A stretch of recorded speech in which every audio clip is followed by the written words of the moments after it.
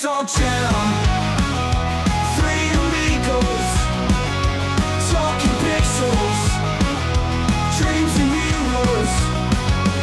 Every level, every quest, gaming moments, wait for best. All right, RPGP is back for episode 15. We've got Curtis. What's up, Curtis? What up? Low frame rate, dude, as you'll see if you're watching the video this week. And then we got high frame rate, low pixel. Evan, what's up? That's right, I'm right here.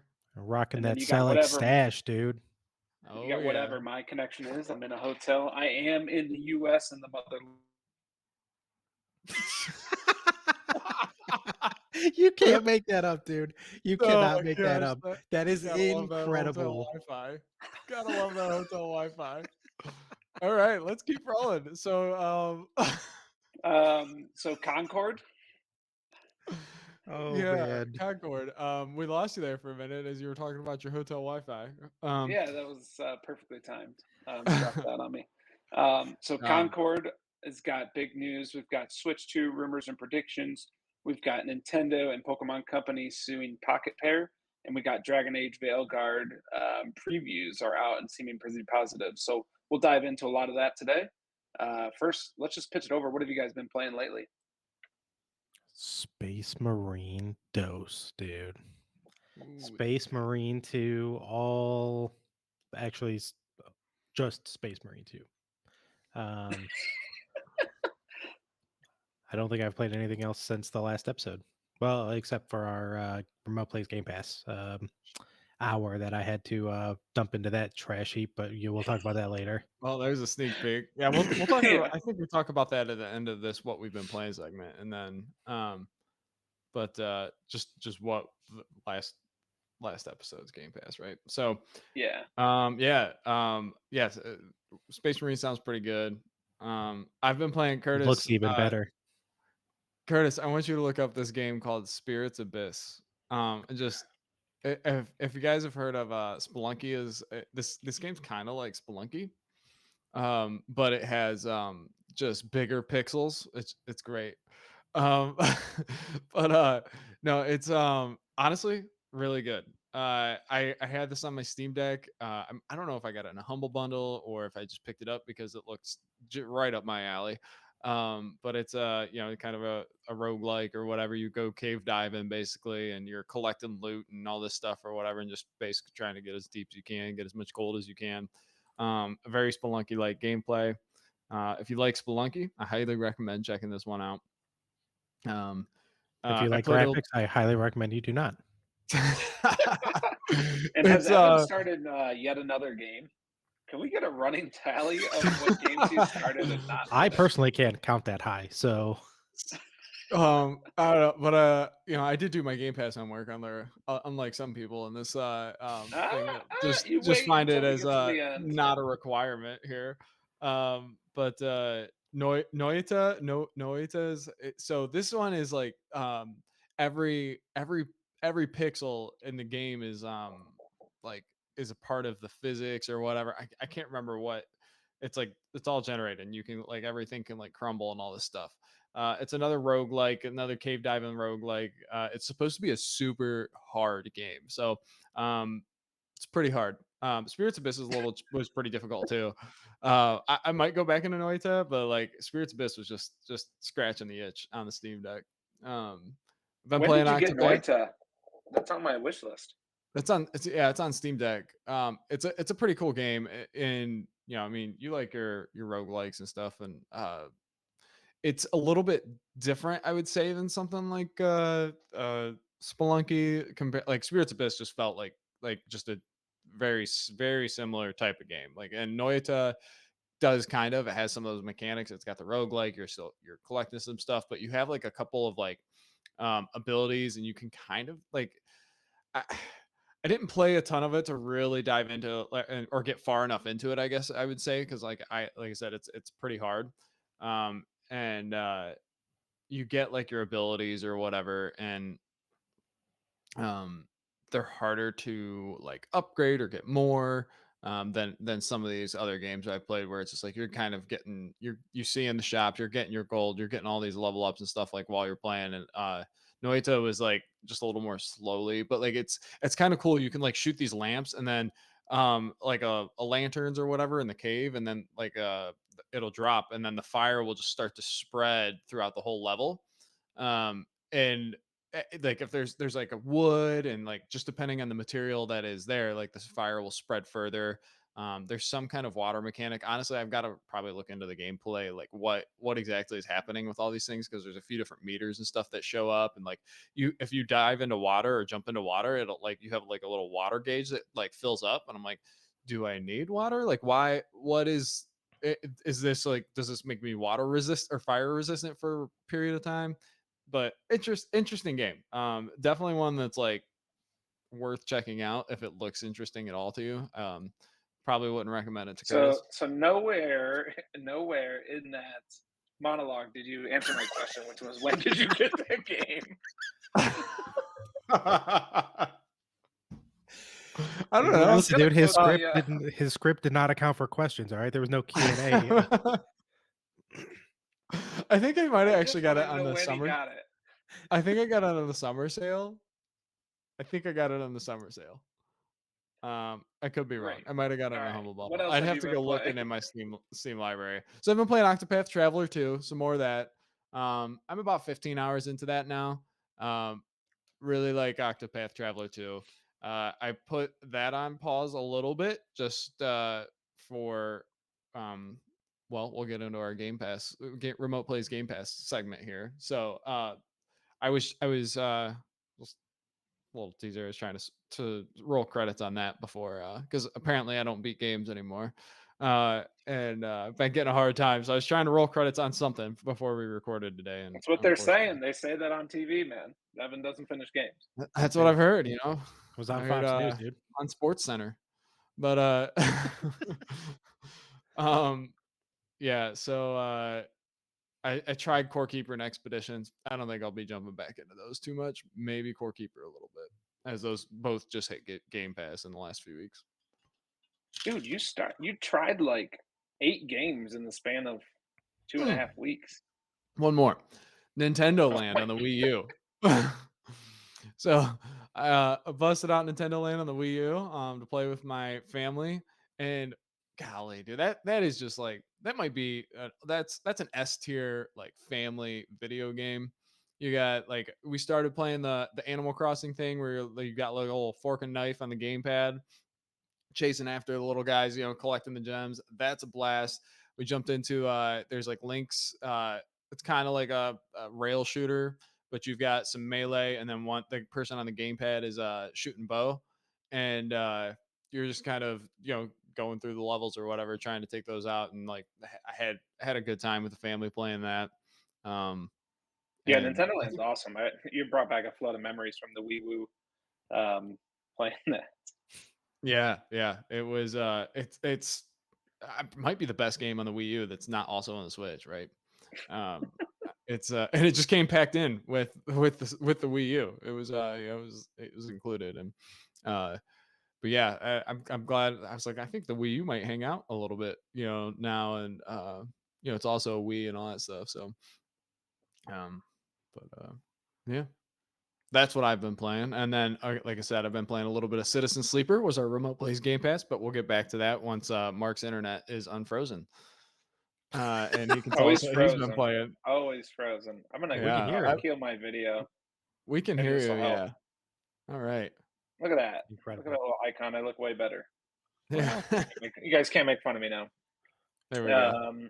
So Space Marine 2, a lot of Space Marine 2 with Curtis. The game is incredible. I think we're going to do a separate tier time video review for that because we've played through all of the content now and just going back through multiplayer and different levels of co-op missions.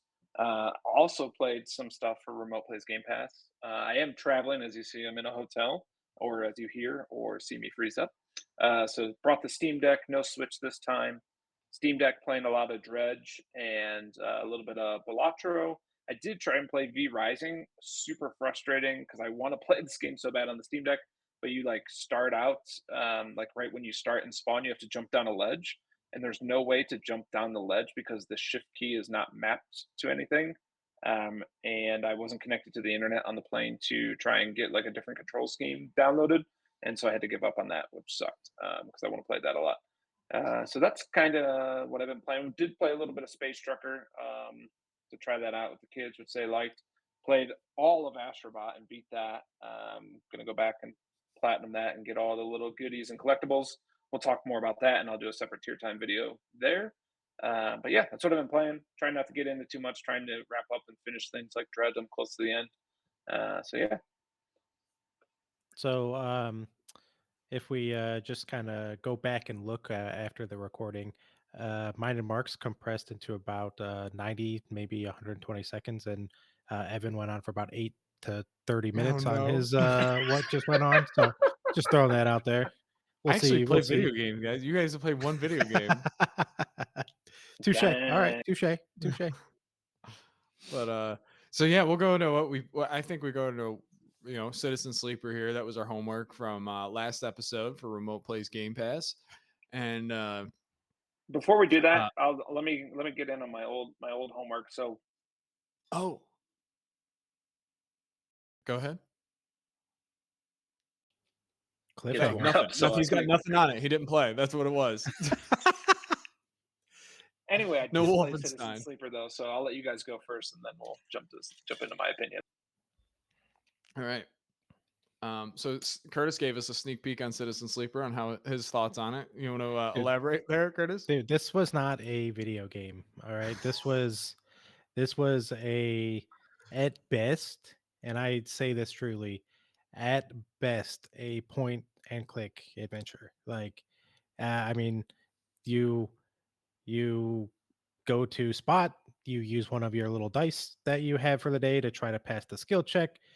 You have a got a good roll, cool, skill check passed. You don't, skill check failed. Do this 6 times. Now the day's over because that's all you really do for the day, because those are the only actions that you only have 6 actions that you can do. Or was it As long 5? as you- I don't remember. It was 5 as long as you have enough energy, right? Right, yeah. So I was getting pumped going through the initial little opening sequence there where you like pick your class, I guess, if that's what you want to call it, or if that's what they call it. You pick your class. I think there was 3 options, and then like you go through a short little cutscene where there's a little bit of backstory, and it's very much like corpo wasteland kind of thing, right, where like you're just selling your soul to the corporations, and then eventually you get tired of that and try to escape, but they own your body. So as So you quite like literally sold your soul to the corpo. yeah, exactly, right. So you are not even sure if you're going to survive, but you do. Then the gameplay started, and like it was just kind of like this little map you scroll around, right? I and I don't know why I had this in my head when we first talked about it, when it rolled on the Game Pass picker. I thought it was going to be like a Shadowrun style game, like a top down or like slightly off tilt top down little runaround game. I thought the same thing. So I was It was very much not. disappointed to not see that, and then I was even further disappointed when the game was just scroll around and click a location and hope your dice roll has you a good enough roll to pass that skill check for the day. I don't think the story was bad. Like especially as a guy, like I really, really, really like sci-fi. I don't think the story from what I saw was bad. I thought it was an interesting concept. After I put my hour into it, I went and watched a couple of reviews on this. I'm not going to say a ton about the story because pretty much every review that I watched said that like this was a one and done game. You could go back and play it, but ultimately if you go back and play it like a second or a third time, you're taking away from the game because it's not completely linear, but it's linear enough to where you're like, oh, I remember this, let me do this instead of that, right? And so I don't want to say a ton about the story just in case somebody does want to go back and play it, and I don't want to give a bunch of spoilers, even though we're only like I personally only played for an hour, right? So yeah, Not a huge Yeah. fan. I like the idea, but I didn't like the Execution I of don't it. know, the execution. That's the word. Yeah, exactly. The Yeah. gameplay, I would They are imagine, right? making they are making a second one though. I They mean, are, and right? I That think it got that's coming to Game announced. Pass too. So That's maybe we'll roll that one. maybe Oh, not. Anyway, let's hear it. Let's hear Evans. So I am about 7 hours into Citizen Sleeper. And it's not a super What? long. wow. So yeah, no, I was trying to roll credits on this one before we hit the recording here today, because I was told I don't beat games, and then I've got these clowns who barely even play their remote play Game Pass segment that they came up with. So I was trying to get through it. I think I'm probably somewhere between 2/3 and 3/4 of the way through. And um yeah, I was gonna ask Curtis, what'd you think of the voice acting? Um, I mean, it was passable, right? Because There's no voice next to acting. that's not It's true. all it's all dialogue. It's all written dialogue. Maybe you made the voices in your head. Maybe I did. I do. I mean, I haven't. It's been a couple weeks since I I think played this. that's yeah. I think Uh, that attests to how well written the characters are, right? You had voices for them that I don't even exist. are you sure? I mean, I'm I'm 7 having a hours into the crisis of game and I conscience haven't now, heard anything. man. He's like, Unless yeah, I I'm have a pretty s- sure. unless I have Holy a crap! setting turned off, which man, I'm I gonna thought maybe at the very beginning there might have been a couple things, but then he yeah, goes maybe into a maybe in the bunch of first dialogue. hour. Okay, yeah, that's what No, I no, because I not know even the very beginning. It's just Yeah. paragraph after paragraph. So I now I want to go back and look at and play for another 15 minutes Make sure because you now I played the feel right like I'm going game. crazy. yeah, he played Yeah. a different game. Yeah. Yeah. So it was interesting hearing your thoughts on it. So like yeah, first off, this is a very dialogue heavy game, and I got my first hour into this game, and I was just like, Curtis is talking about how both of you I think talked about a game recently that just was like had a lot of writing in it, or a lot of reading and stuff right in the beginning of the game, and you just kind of noped out of it because like I'm not trying to read a book while I'm playing a video game. And this felt like a very much a choose your own adventure like book, right? I definitely Almost. And agree with that. so you saying that some of the reviews said like this is mostly like a one and done game. I don't know if that makes me a little bit disappointed, but like, cause like I'm not gonna go and play this game again. But as I'm playing through it, I had this sense of like choice that now I'm like, was this just the illusion of choice kind of thing where it all pulls back into the same thing? Because there's a lot of choices that you make in the game that between like the dialogue options and how you respond and stuff, and there was some of it that it was like, oh, it felt like it was like regardless of what I picked, it was just gonna kind of lead me to back to the same result, like it wasn't actually going to impact the story.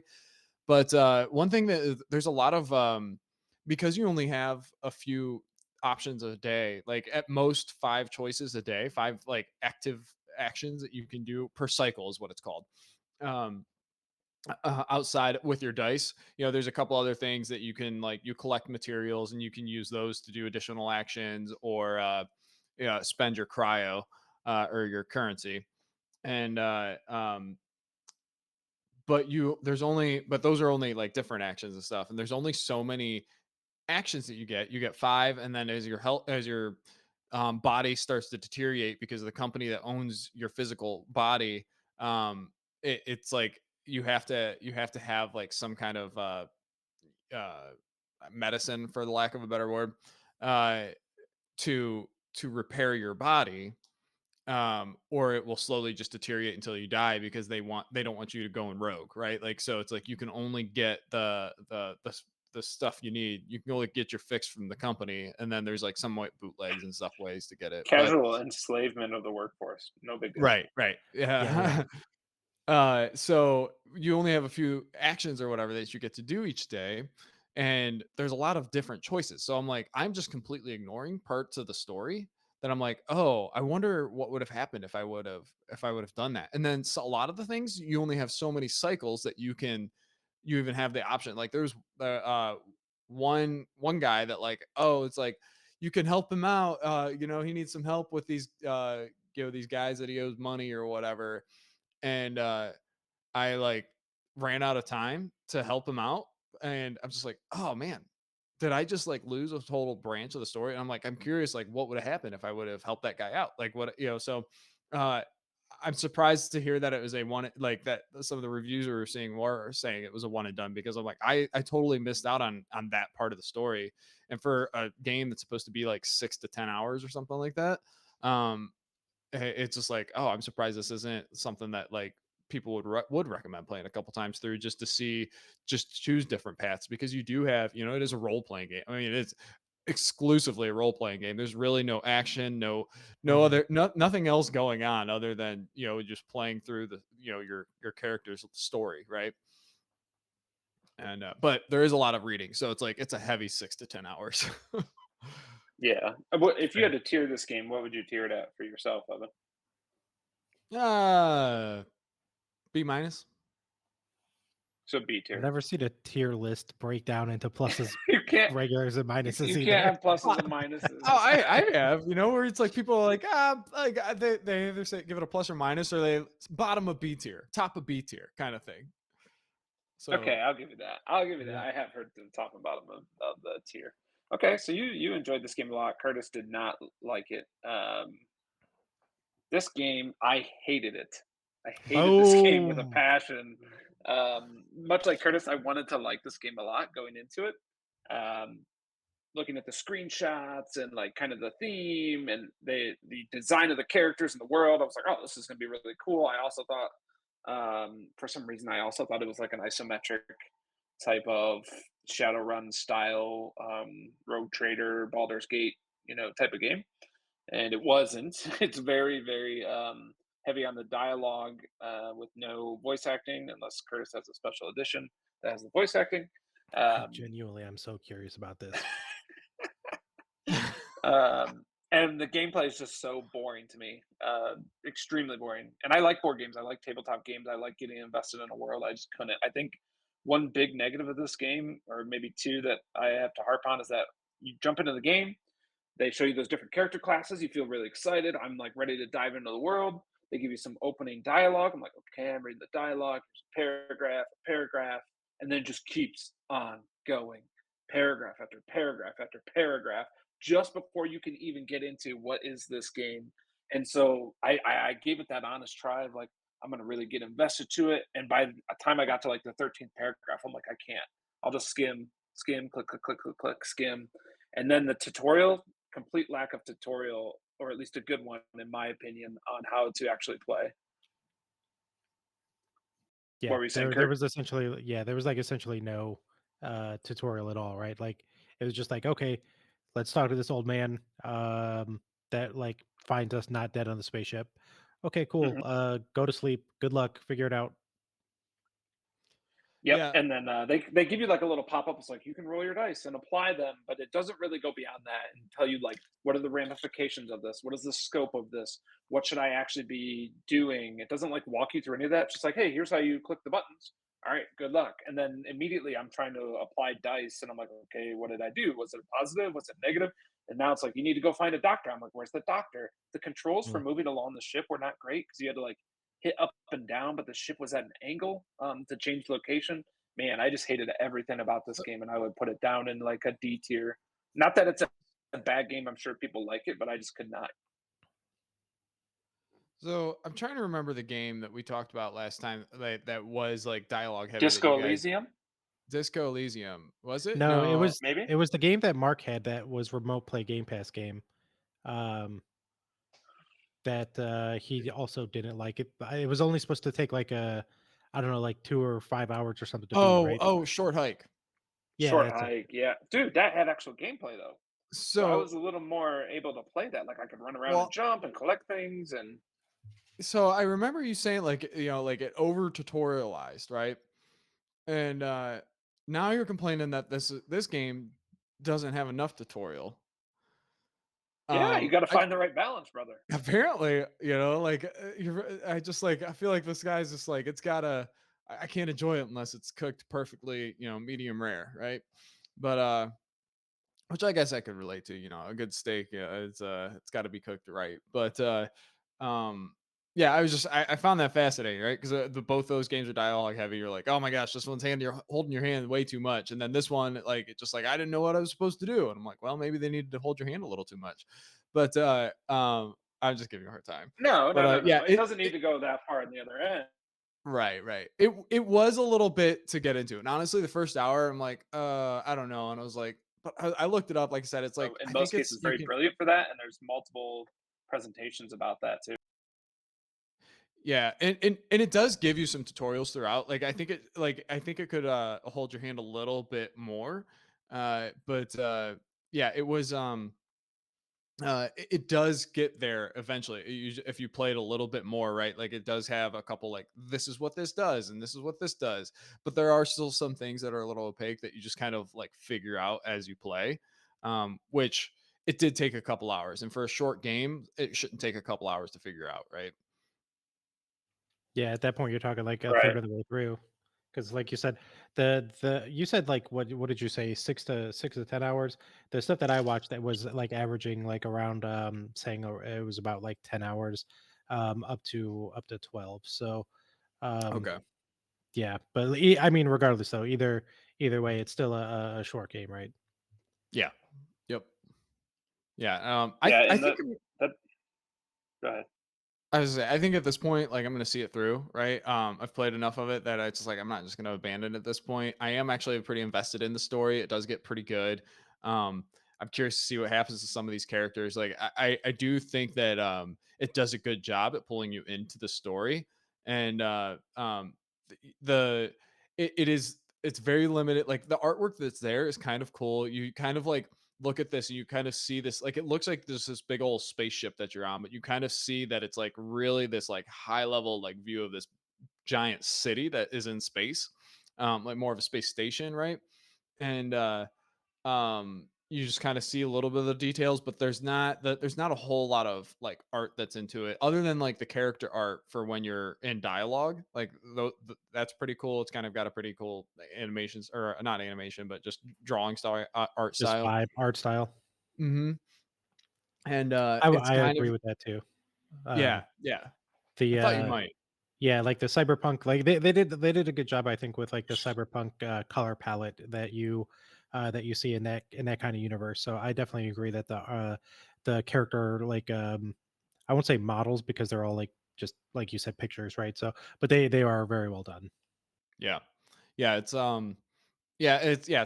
cyberpunk sci-fi dystopian type of setting. That's a pretty cool setting. It's a pretty appealing setting, as I think to really our whole group here. Um, but yeah, that's pretty much all it is. Your dialogue, you're making dialogue choices and you're making action choices that you're relatively limited on. You learn to manipulate the dice, you upgrade your character to kind of to give you advantages and stuff on dice rolls, just like an RPG, like a tabletop RPG or something. And but those upgrades are pretty minimal, as opposed to like, oh, get +3 dice check or whatever. It's like you throughout the game, I'm 7 hours in or whatever, and I've got two that I'm at +1. Yeah. But there's Yeah, a it couple seems like a perks there. bad version of a pen and paper RPG, honestly. Like they took it and they did their own thing, their own artistic thing, and I think generally speaking, like reviewers and stuff liked it because it's an 80 on Metacritic and a 7.3 user. But I just don't think it lands for everybody. It's a hard thing, I think, to get people into what they went for. Right. Anyway, I was so I was surprised to hear you say that they're making a second one. I did see that like it was excuse me, I did see that it was reviewed fairly well, like in that 80 percentile range. Um, but just from what I'd seen, I was like, oh, this was probably a one and doneer. So it's interesting to hear that they did well enough that they're making a sequel. yeah, yeah, yeah. Right. So why don't we, Also, since we're already on Game Pass, why don't we pick next week's thing? with the caveat that I am traveling, so it's possible I may be delayed on this one and have a good excuse actually. So Well, So I'm gonna propose that we just skip Remote Plays Game Pass next week. Or next episode. For next episode, Mark's probably not gonna play it.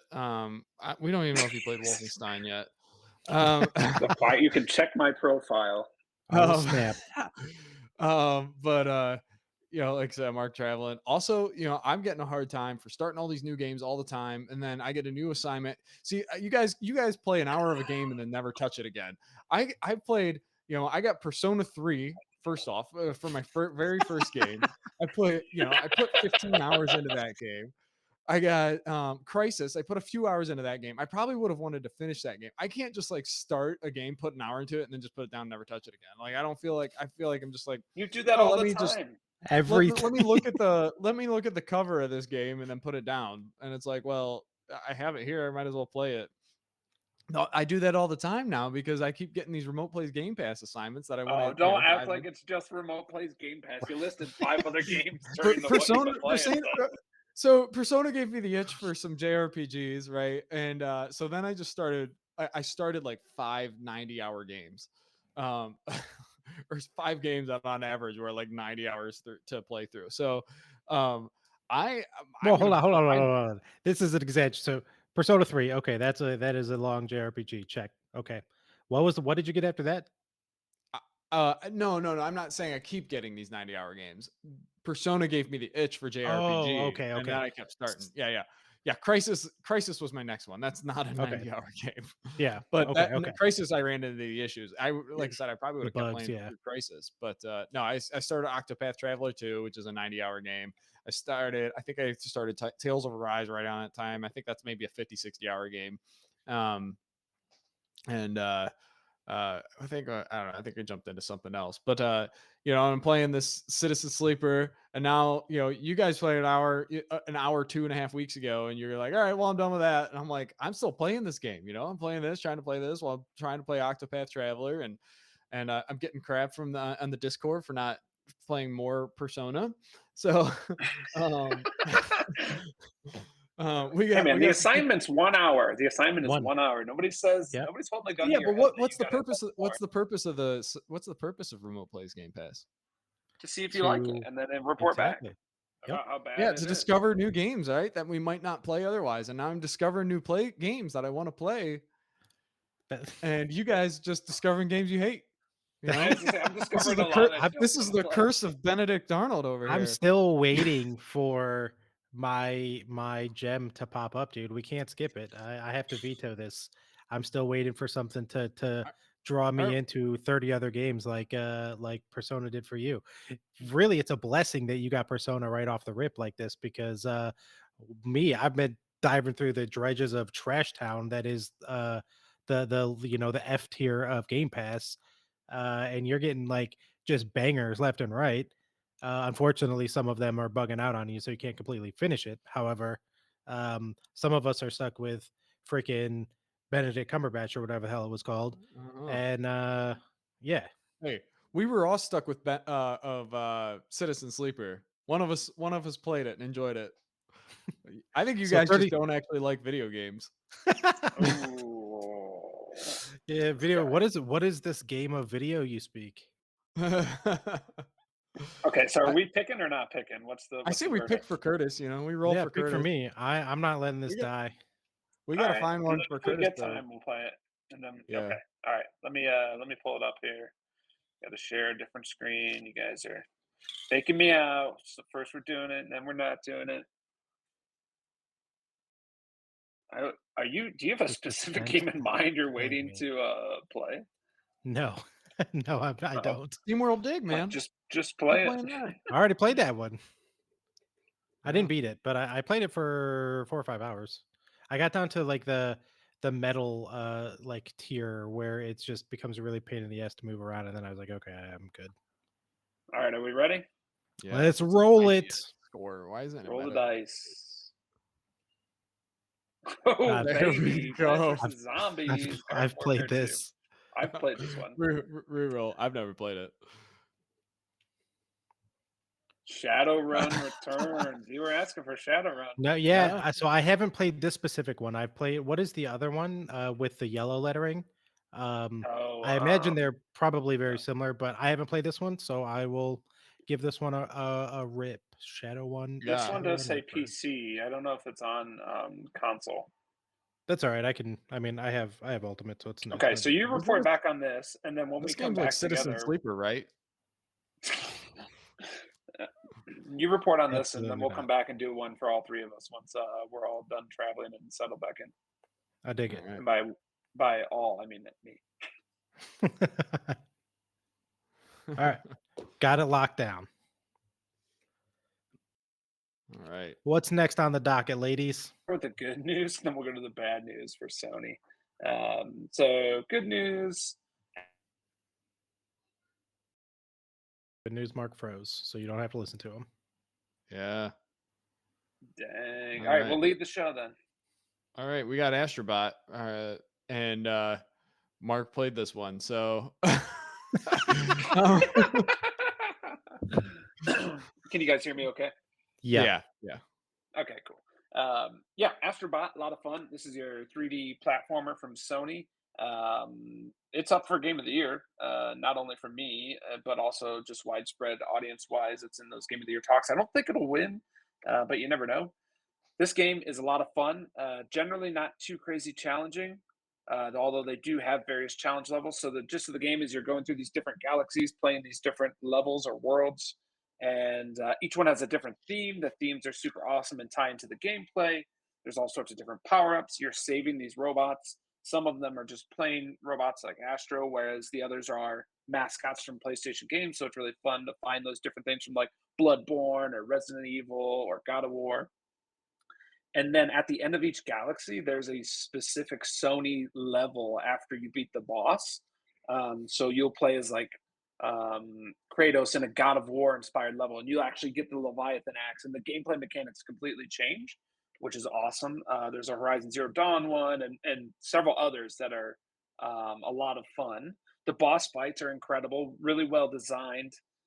Hands down, Curtis, these graphics are incredible. So if you guys go watch like the Digital Foundry video, this is actually, as the art style is cartoony, right? But in terms of performance, it's actually really pushing the PS5 for once. So you're looking from 1440p to 4K, depending on the scaling, and 60 frames with crazy physics. So you'll be playing in like, they'll drop like 1,000 gems on the screen, and they all move in real time with their own physics simulations. You can punch them, throw them, kick them, wade through them. The game is just really, really well done, and I'm looking forward to DLC. Very family friendly too. My kids loved playing this game. Great use of the DualSense controller too. Highly recommend checking this out. Have they confirmed DLC? Is it on PlayStation Game Pass, whatever it's called? No, you got PlayStation Plus. No, you have to buy it. Unfortunately, I'm sure it'll be on there eventually, maybe another year. Sure. Interesting. Yes, I'm pretty sure they confirmed DLC, if I'm not mistaken, Evan. It seems like it lends itself to it pretty well, right? Yeah. And so there was a lot of praise for this game, and then on the flip side, I can't remember what site it was. I want to say Kotaku because they're kind of dummies. But they wrote an article about like this game is great, but marred by being a cameo fest for other Sony stuff. And to me, I'm just like, okay, like, yes, the Sony mascot Astro. This game literally, like the like little mini games of this come on the PlayStation pre-installed. Are you surprised that it's showing characters from other franchises in Sony? Like, I don't understand that. I thought that was like part of the whole shtick.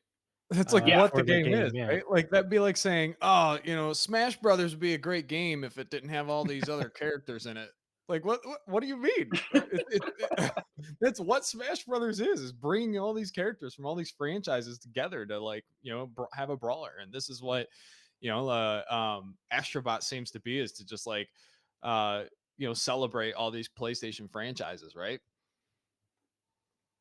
Yep, exactly. So, yeah, man, this game, it took me by surprise. I know the previews were good, but it took me by surprise, like how good it was. There were several levels where I could just hand it to my kids and let them try it. Some of them are more difficult; they couldn't do. And then at the end of every world, you're basically, so the PS5 is like your giant mothership, this alien attacks it. He steals the components, the CPU, and then he's like throws the fan and the GPU and stuff across the galaxy. And so when you beat the bosses, you're getting these components and you take them back to the home base and you use the motion controls and the dual sense features to clean up the parts and put the console back together.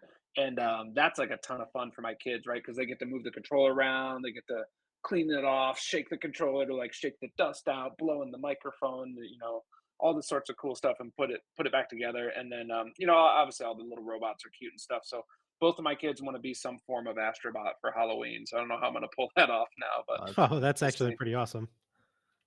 That's pretty cool. So I'm going to ask. So I've listened to a little bit about this too. Some from I think Spawncast is what I was talking about it. But they mentioned a couple things. The motion controls they felt were like some of the motion controls, like the climbing and stuff, were just like they got in the way of what they were enjoying out of the game.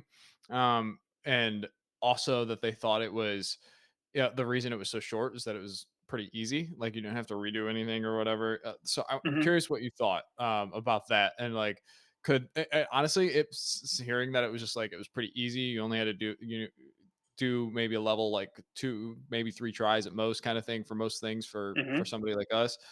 um eh, what are your thoughts on that? Because like that almost was like I was, because I'm still super excited about this game. Obviously, clearly, it's like just a very good game. It's a lot of you get a lot of bang for your hour, right, for your time, which is Yep. more what I'm interested in than I used to be. Bang for your, it used to be bang for your buck. Now I'm like I want to get a great experience for the time that I'm playing.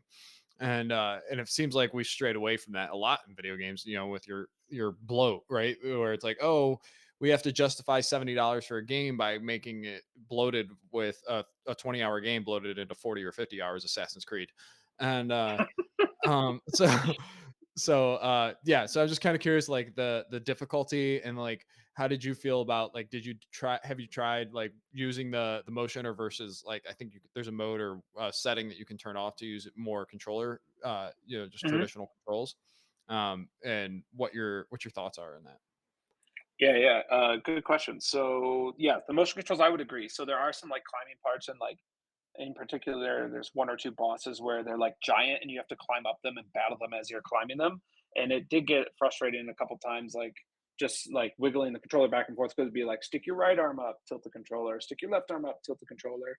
But just playing, I played this entire game with my kids. I didn't play it alone, right? So I kept the motion controls on. I let them try. Right. I just played through it. It's funny to them when I fail. If it was just me, I probably would have turned the motion controls off for those parts. But other than that, like it actually was good. Like when you're flying on the PlayStation controller, which is your ship that you fly around the levels and you enter the levels on, you can fly around using the motion controls, which is cool. So to someone maybe like Curtis that would pick up this game and play it by himself, I could see him turning off the motion controls, if not, for everything, at least for like those different boss battles, which is fine. Like I know other streamers like RGT and them that did that.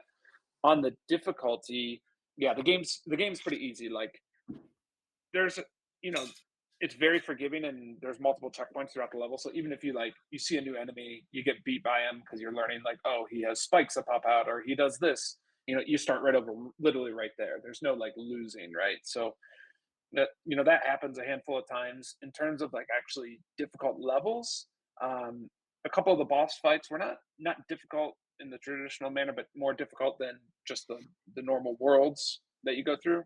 And then they have these challenge levels that are actually pretty difficult. There are 4 per. A cliffhanger. Mm-hmm.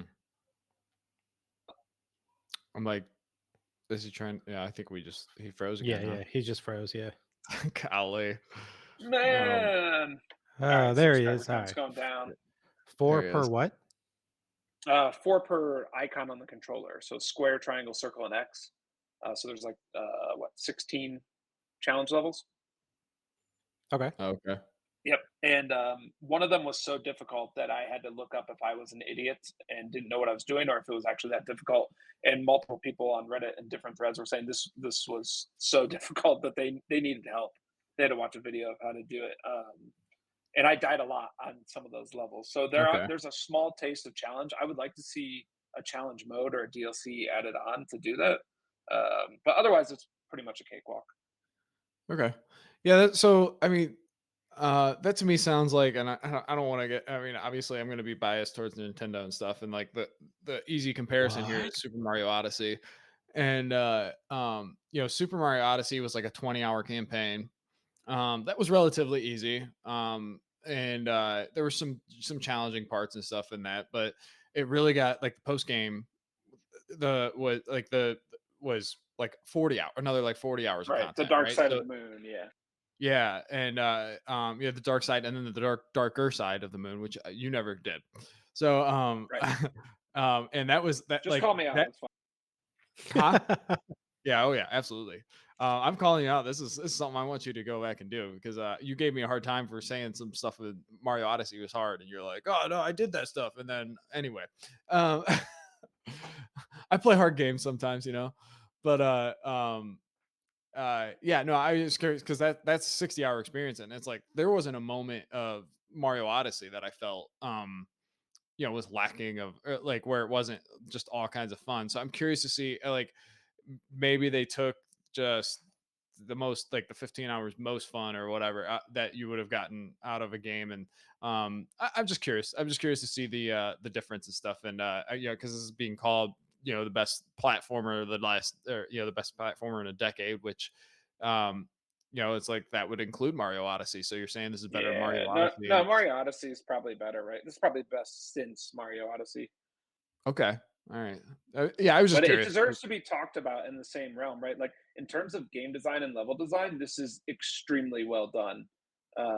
It's just I think their first foray, other than this is Team Asobi, right? Other than like the little pack-in game that you get, like this is their big coming out party for this, right? Whereas Mario, you have decades of legacy and a well-oiled machine that knows exactly how to make a game and to give you all that, that 40 hours worth of content if you really want to do it. Whereas these guys are putting this together kind of for the first time, so to speak, and they did an excellent job. So I would love to see their continuation of this in the future and how it evolves and rivals Mario for Sony. Okay, yeah, that's cool. Yeah, I agree, and so based on you saying that though, I am curious. Like, do you think if this was somehow a Mario game, do you think it would have maybe not been as well received? No, it's still well received, but maybe not as well received, just because the bar is set higher, or Yeah, probably. Probably. okay. They probably would have recognized like, yeah, this is really good, but it's not as good as your previous ones, or maybe there's not as much content or as much variety or something. Definitely Yeah, different yeah. sticks of measurement. Yeah, I think I'm okay with that. I think because like oftentimes you get like, oh, the only reason it was rated so high was because it was a Mario game or because it was a Zelda game. But it's like here's the case of where it's like, well, actually maybe because it isn't is why it's rated a little bit, maybe a little bit higher. I'm not saying that's the reason it is rated so high, but it's good. I think it's worth. I think it's good probably that something isn't Mario gets rated a little bit higher because it's not Mario, because that encourages competition in that space, right? Like I love me a good 3D platformer. So it's like if something like this is well received that isn't Mario, that just encourages more of these types of games, right? And to get a little Yep. more competition in the space. That's cool. Is there a story like behind this, or is it just kind of a loose conglomeration of levels with cameos from other characters? Yeah, the story is basically kind of what I alluded to in the beginning. Astrobot's with all his homies on the big PlayStation 5. They actually have like a Star Wars level fleet, which is pretty cool, like all the different controllers from previous consoles and stuff. And this alien shows up, attacks them, breaks the ship. All the bots are scattered all over, and then he steals the computer parts. He's just like some silly comical villain. And Sure. then you're on the quest to get all the parts to reassemble the PS5 to get the fleet and get the robots to get the fleet back together. So all the robots you save, depending on who you save, they cameo at the end in the big battle, which turns into Oh, like a okay. space shooter, not a platformer, which was also pretty cool of them. Oh yeah. Yeah, That's that is cool. cool. Do do you think this is like a good like path forward for like we were saying, like Smash Brothers and really Mario Kart both kind of celebrate Nintendo franchises. Now Astrobot's here to celebrate PlayStation franchises. Do you think like just continuing Astrobot in the future? Like do you think this is a like this concept, this idea is like a one and done type of thing where it's like, all right, we're gonna celebrate, we're gonna have one big celebration of um the PlayStation franchises. Like, do you think they can do that again and really build a like a franchise out of this, or do you think Astrobot has to go in a different direction where it's not necessarily just celebrating the franchises again? And like I said, you may like, I don't know if Astrobot's player or the whatever the demo that comes on the PS5 was also just cameos or whatever, but is that Astrobot's thing, is just like is kind of playing as all these other cameos, or do you think that they maybe should take it in a different direction where it's just like it becomes its own thing, or is this Yeah. is the celebration of PlayStation franchises the future for Astrobot? I think it's a little bit of both. From Astro's Playroom, I don't remember there being a lot of cameos. It was more about like Okay. PlayStation like hardware stuff, if I remember right. Yeah. But here I would say what I hope they do is that they stretch their legs, and it's for the thing I just mentioned, that the end of the game was like the final level was like a different game, right? Like turned into like a shooter, space shooter, where you're like flying, like kind of like Raiden or something, for lack of a better term, where you're flying around blasting stuff. And I think the next step for them is to take this game, keep the cameos and stuff, um, maybe keep it some type of platformer, but also think like I don't know, like Super Mario 3D World, like how they took that traditional Mario formula and changed it and gave you different power ups, and you could turn the level, and sometimes it's 3D and sometimes it went sideways. Like that's what I think they should do, is like just build Oh, cool. upon the good stuff you got here, but show us that you can give us a variety of different types of gameplays. Throw in a shooter level, throw in a whatever. Like you got a taste of that here, where you played a God of War level, you played a Horizon Zero Dawn level. In one, you had an axe and you could fight guys, which you didn't do the rest of the game, right? The other one, you had a bow and arrow. Another one, you were like, what is that game? Not Pikaniku, but whatever the blob game is. You were a blob and you could split into smaller blob. Like they totally flipped some of the levels design on their head, and that made it interesting to keep going through the game. Okay, that's pretty cool. So is this, Um, I guess, back when I got my PS3, I remember one of the big games no, that that's I got. Little Big Planet. That exact. So that I was gonna exactly, yes. So is this like kind of like a successor to that? Like not necessarily made from the same people or anything like that, but is like a similar type of experience as that? Or I guess if you've never played that, you probably don't know. So there was Sackboy's Adventure on what, on PS4 too, right? And then it's on PC. Hmm. Uh I was that the same team? That might have been the same team. I wouldn't be surprised if it was. But it's a completely like different franchise, but like it definitely, I feel like Mark, you can speak to this a little better because I have pretty much no experience with Astrobot other than outside. But it's kind of like what Little Big Planet kind of exhausted, and it was like it was really big on the PS3, but it just kind of died off after like the Hmm. second or third. I think there was a Little Big Planet 3, and I don't think that did super well or anything like Yeah. that. And so I think Astrobot was just like, okay, we want to fill that same space, but it's a totally separate franchise. Yep. And there was cameos and stuff in Little Big Planet, but different type of gameplay. Okay, gotcha. While we're chatting here, I'm going to share my other tab. I did notice that when I share a screen, it like takes a second to catch up, and it might freeze my audio. So I'll just not talk when I bring this up. Um, But okay. I'm curious, do you guys think that Xbox could have some kind of Cord. game that um, celebrates its franchises, and what oh boy, um, the Concord just popped up on the screen for the audio listeners. So if before we transition to Concord, or maybe we don't need to answer this question, but I'm kind of curious, like there's a lot of like, oh, Xbox needs something like this and they could do it with like Banjo and blah blah blah, and I'm like, well, first off, like Nintendo obviously has it, but like, and that with Smash and Mario Kart, but I don't know that Banjo a has a legacy on Xbox, so that would be kind of a weird one to use as somebody who celebrates um, the Xbox franchises. That's like a Nintendo franchise that they're using to celebrate Xbox, which is not actually completely out of line for Xbox's recent strategy changes. But Shade. Yeah. um, but also just because Astrobot's a platformer that celebrates PlayStation franchises, it doesn't need I mean, Xbox needs a platformer that celebrates Xbox franchises, right? Like I said, Smash Brothers is a brawler, or Mario Kart is a kart racer. Do you guys think there's a type of game, and even a mascot or something that already exists in the Xbox um, you know arsenal to do something to highlight Xbox's legacy? Beach volleyball. Beach Oh, volleyball, baby. Beach there we volleyball, go. Master Chief, Sam Fisher. Uh, I mean, just some generic dude from How do you incorporate for Forza? Right, right. yeah, That's and an great. airplane for Flight Simulator. Yeah, there you Right. go. Everybody comes in Yeah. on a Forza car. Yeah. Some of the big That's ones are like too disparate. I don't know what the answer would be to that. I think if the answer was easy, the game would already be out probably. Yeah. Yeah, I've heard Heroes of the Storm as an example, since now that they own ABK, bring back Heroes of the Storm and you throw in about all the other characters. I thought that was kind of an interesting idea. Whoa, whoa, whoa, Um whoa! Heroes of the Storm never went anywhere. We're not having to bring it back. Okay, it is still not quite as thriving as it was 10 years ago, but it never went away.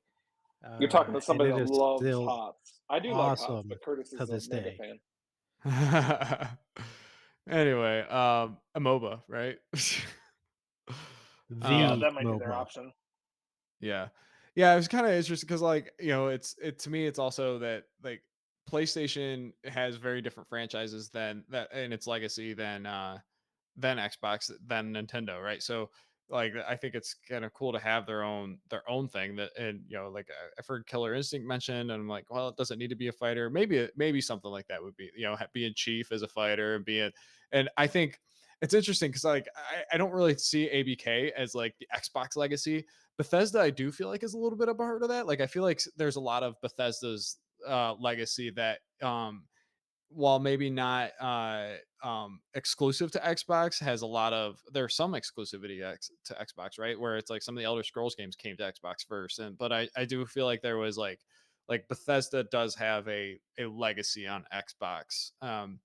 But yeah, so I don't know, just like, so I think of like Doom Guy, I think of Master Chief, I think of Marcus Phoenix, right? Forza car. um and Don't then forget Sam Fisher.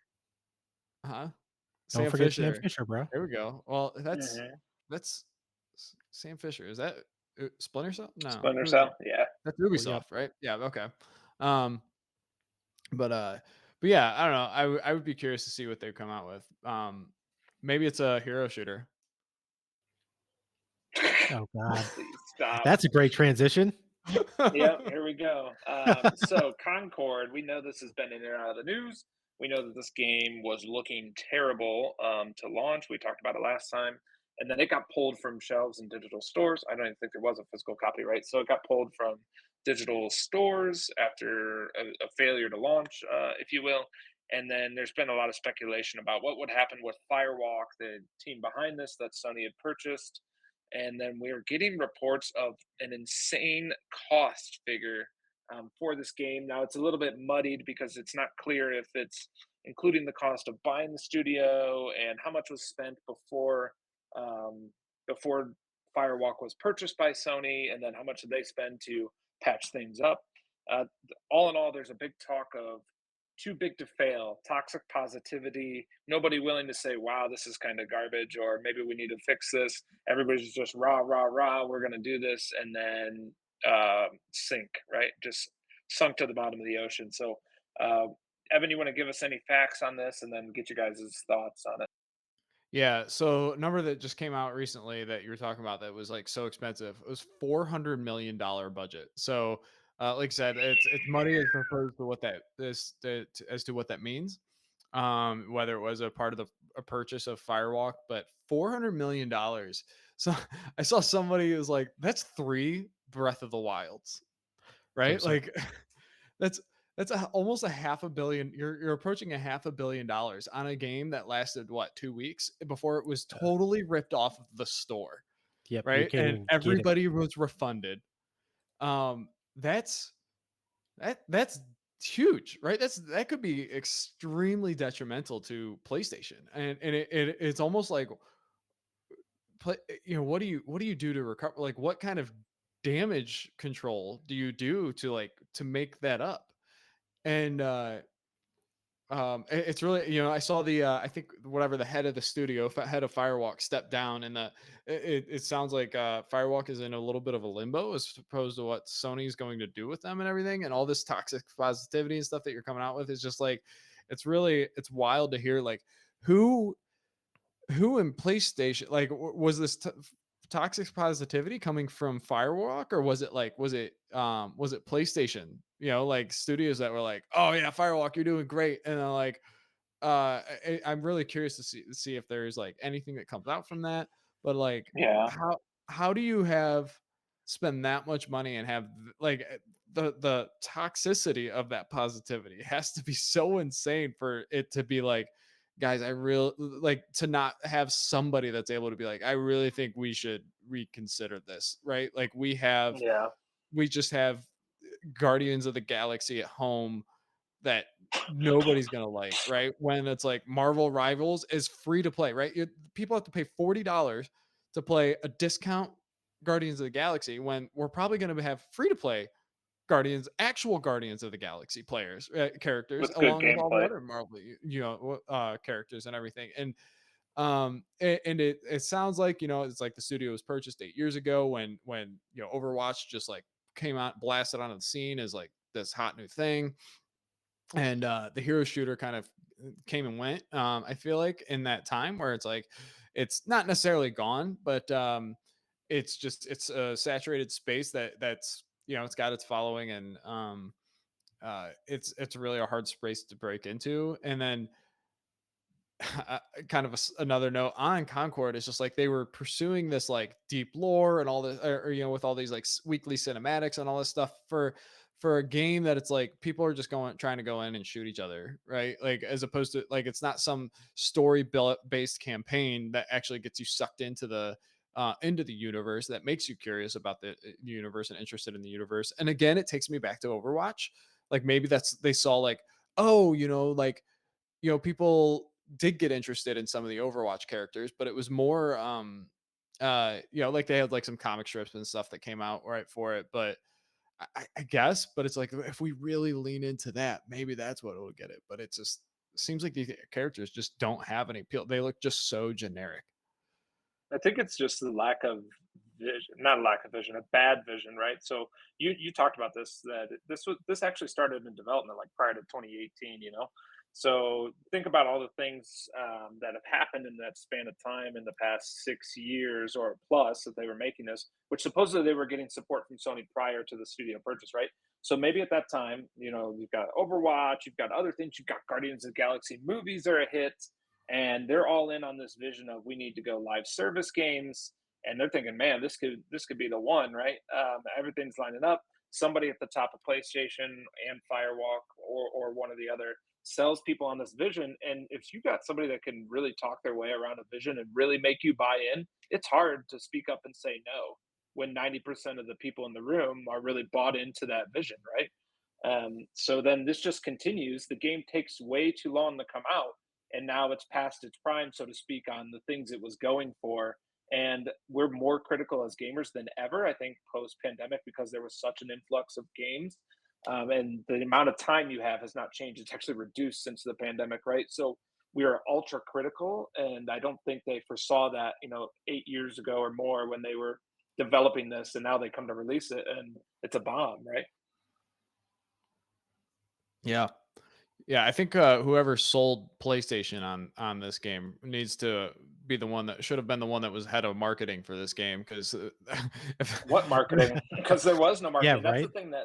That's the thing that's making people not believe the 400 million number, is like, you spent that much money but you didn't market it. So I'm Yeah. wondering, was the abort button hit somewhere earlier on, maybe like last year, the year or year and a half ago, and then they were just like, well, let's see what happens. We'll do the private beta and stuff. Like, we have to launch this maybe for tax purposes or whatever. You know what I mean? Because Right. the way you put things under R&D funding and stuff like that, all the financial pieces. and they kind of soft aborted maybe a year and a half ago to 2 years ago. I would not be surprised if that's the case and that comes to light. And then because there was no marketing, right? Like it was not Right. Zero. heavy marketed everywhere. Yeah. I'm in the boat of the I don't necessarily believe the $400 million figure. If only because the team that made this, like their studio is rumored to have like somewhere in the neighborhood of 100 to 150 people, right? Like even over the course of 8 years that it takes to make this, I don't know how you can just continually get someone to fund your game over a course of 8 years to the tune of $400 million. Even with all the Right. rumors of like the toxic positivity and all this stuff, I'm very curious to get some more actual concrete information on this because if I'm wrong, or and us skeptics are wrong, $400 million for something to be available for 2 weeks to get pulled. I mean, is there anything that even comes close to like that level of failure in the history of gaming? Yeah, probably not. Maybe even in the history of movies and entertainment in general. I Yeah. mean, this could be one of the Right. biggest dropping of the ball ever. Let's not forget that in the Sony leak that we saw, Spider-Man 2 was costing nearly $300 million for that game, for a game that was like 15 to 20 hours of gameplay, right? So that's been a problem in the industry in general, is the ballooning cost of these AAA games. And so I'm inclined to believe that maybe 400 million is not the exact number or exactly true. Maybe it's a multitude of things rolled up into 400 million. But if you think maybe they really went in on this for let's say 300 million, and they bought the Firewalk for whatever, I'm just making up 100 million. I don't know the number. Then I could see it balloon up to that cost. What kind of money were they investing back then when it was just Firewalk, and what was Sony helping them push along? Then they bought them, and then the money to try and fix the game and scramble to get it out. Sure. It just kind of continues to snowball. Okay, I could see that. That makes a little bit more sense. Yeah, To to reach that level of cost, right? For sure. yeah, and sunk cost fallacy, right? I mean, we've all fallen to that at some point in our lives. We're like, "Oh, I've gone too deep. We got to see this Yeah. through." Yeah. Yep. That's We're also a thing. 250 million in. We Yeah. gotta, like, I mean, it's so 400 million is so much that it's like, yeah, you could be, half of your budget in and still be at that cost fallacy, that sunk cost fallacy, right? Where it's just like, Right. oh, we just got to keep going, and then all of a sudden you're like, I mean, golly, you look up and spend another 200 million. And this was part of their strategy, right? Like they have no one to blame but Yeah, themselves here. They wanted to cast a wide net. They wanted to get Bungie to advise on all these different multiplayer projects. They were trying to put all live service, games as a service. And hey, if 4 or 5 fail, but 1 or 2 hit, we're billionaires. It's great. PlayStation's dominating, but now they're just having canceled projects, failures with Bungie. Uh, One of the most massive gaming failures ever, if not the biggest, in Concord, and it's looking like they made a big mistake with the strategy they were going with. yeah, yeah, that service game strategy, right? So, I was gonna ask, like, do you think that this, what kind of do you think this makes an impact on, you know, the games as a service model as a whole in the gaming industry going forward? We've had this year Concord, but also Suicide Squad, right? You had this very storied Rocksteady dev and Rocksteady, right, with the Batman Arkham games and all that stuff, and then they spend 7 years working on what was another commercial flop, right? And Suicide Squad. Do you think the like a Concord is going to cause any kind of like impact on like other studios and everything? Like, oh, maybe we need to take a step back here and look at what our strategy is. But really, or I'm sorry, rather, do you think we've hit like a hard ceiling where it's like games of service isn't going away, right? They're still wildly successful. I mean, Fortnite's not going anywhere. Your gotcha games and the Hoyoverse are not going anywhere anytime soon. Your even your like Apex, they're still wild. Like there's still plenty of successful stories, but like those are pretty much locked in. Those are going to be what they are. Do you think that companies start to dial back on these games of service games right now, chasing that trend, or do you think that it's like, well, if we can still just get that one big hit? I mean, when does that bubble burst? Oh, Curtis, go first. Dude, I don't think that like I don't think it's gonna go away. Not anytime soon. Even with something is catastrophic or as huge as this failure, it's the slot machine, right? All you got to do is hit that one time, and then you're golden for you can pay for however many games in the next decade if you get that one good games as like live service game, right? So I don't think that this might cause some pause, but I don't think it's going to be so earth shattering that as people are going to go, yeah, maybe we don't try to develop this game after all.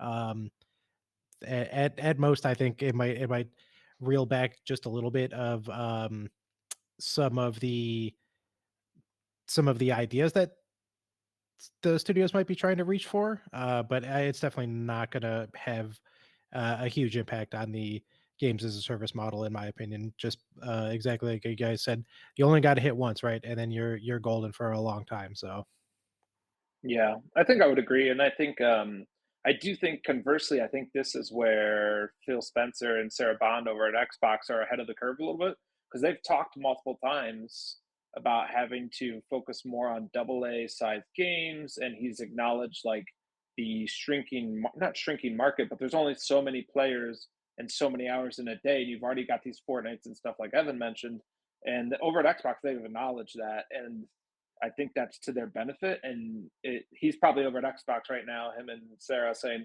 see this Concord? This is what we didn't want to happen. You know, I mean, this is why we don't have Master Chief in a live service game. Granted, they tried to do that with Halo Infinite a little bit, like their own version, but nothing to this scale. You know, we don't see a ton of games as a service, at least right now for them. And I would doubt that a lot are in development. They're trying to focus on other areas. So that might be a boon for Xbox for the time being. And we know Nintendo doesn't do this. So I'm gonna push back on the Xbox not having a lot of service games. Xbox do it. has Sea of Thieves. They have, I Okay. believe, Grounded has some level of a service game, right? They have Halo Infinite still exists. They have Zone and all the Call of Duty games. They've got, is WoW considered a service game? It's a subscription based game, right? It's recurring. Yeah, yeah. They've got Overwatch. Uh, I would say that I I would agree Xbox, with you. I think you're very fair for calling that out, but I also think a lot of these were existing projects. I don't they see just them gearing up acquired them, some new right? ones towards that. that Yeah, they or acquired, they've right? had. I mean, Sea of Thieves is a fair one too. Yeah, Yeah, and But a lot of them they've Sea of Thieves acquired or they've launched been in a established. Sea of Thieves launched in a pretty terrible state, right? Not as bad as Concord, but it Hmm. launched in something that was, maybe as bad as Suicide Squad. Um, and it came out to really like terrible reviews. I think one thing that Xbox is at least, Redfall was not the case. They've given up on that and stuff, and maybe that strategy changing a little bit. But like, they didn't give up on Sea of Thieves, right? They did what they needed to do to turn around, and it's in a pretty good state. Additionally, I think something like Sea of Thieves, right? Sea of Thieves isn't Fortnite, but it also doesn't cost as much as Fortnite, right? For them to develop and maintain. Hmm. Hmm. So I think they they haven't put this like, oh, let's spend $400 million on this on this service game that will also have to continue to support at several tens of millions of dollars a year, right? And hope that it sticks and we make billions. Maybe they've found a model where it's just like they can make, I don't know, hundreds of millions or tens of millions or whatever. But basically, they're like, okay, we just need to make more than we are spending Yeah. on keeping the game going. And um, I do think that so the biggest the biggest things that what's the biggest thing that these games as a service need to succeed? Time. Player layers. time. Players, right? Players and their time.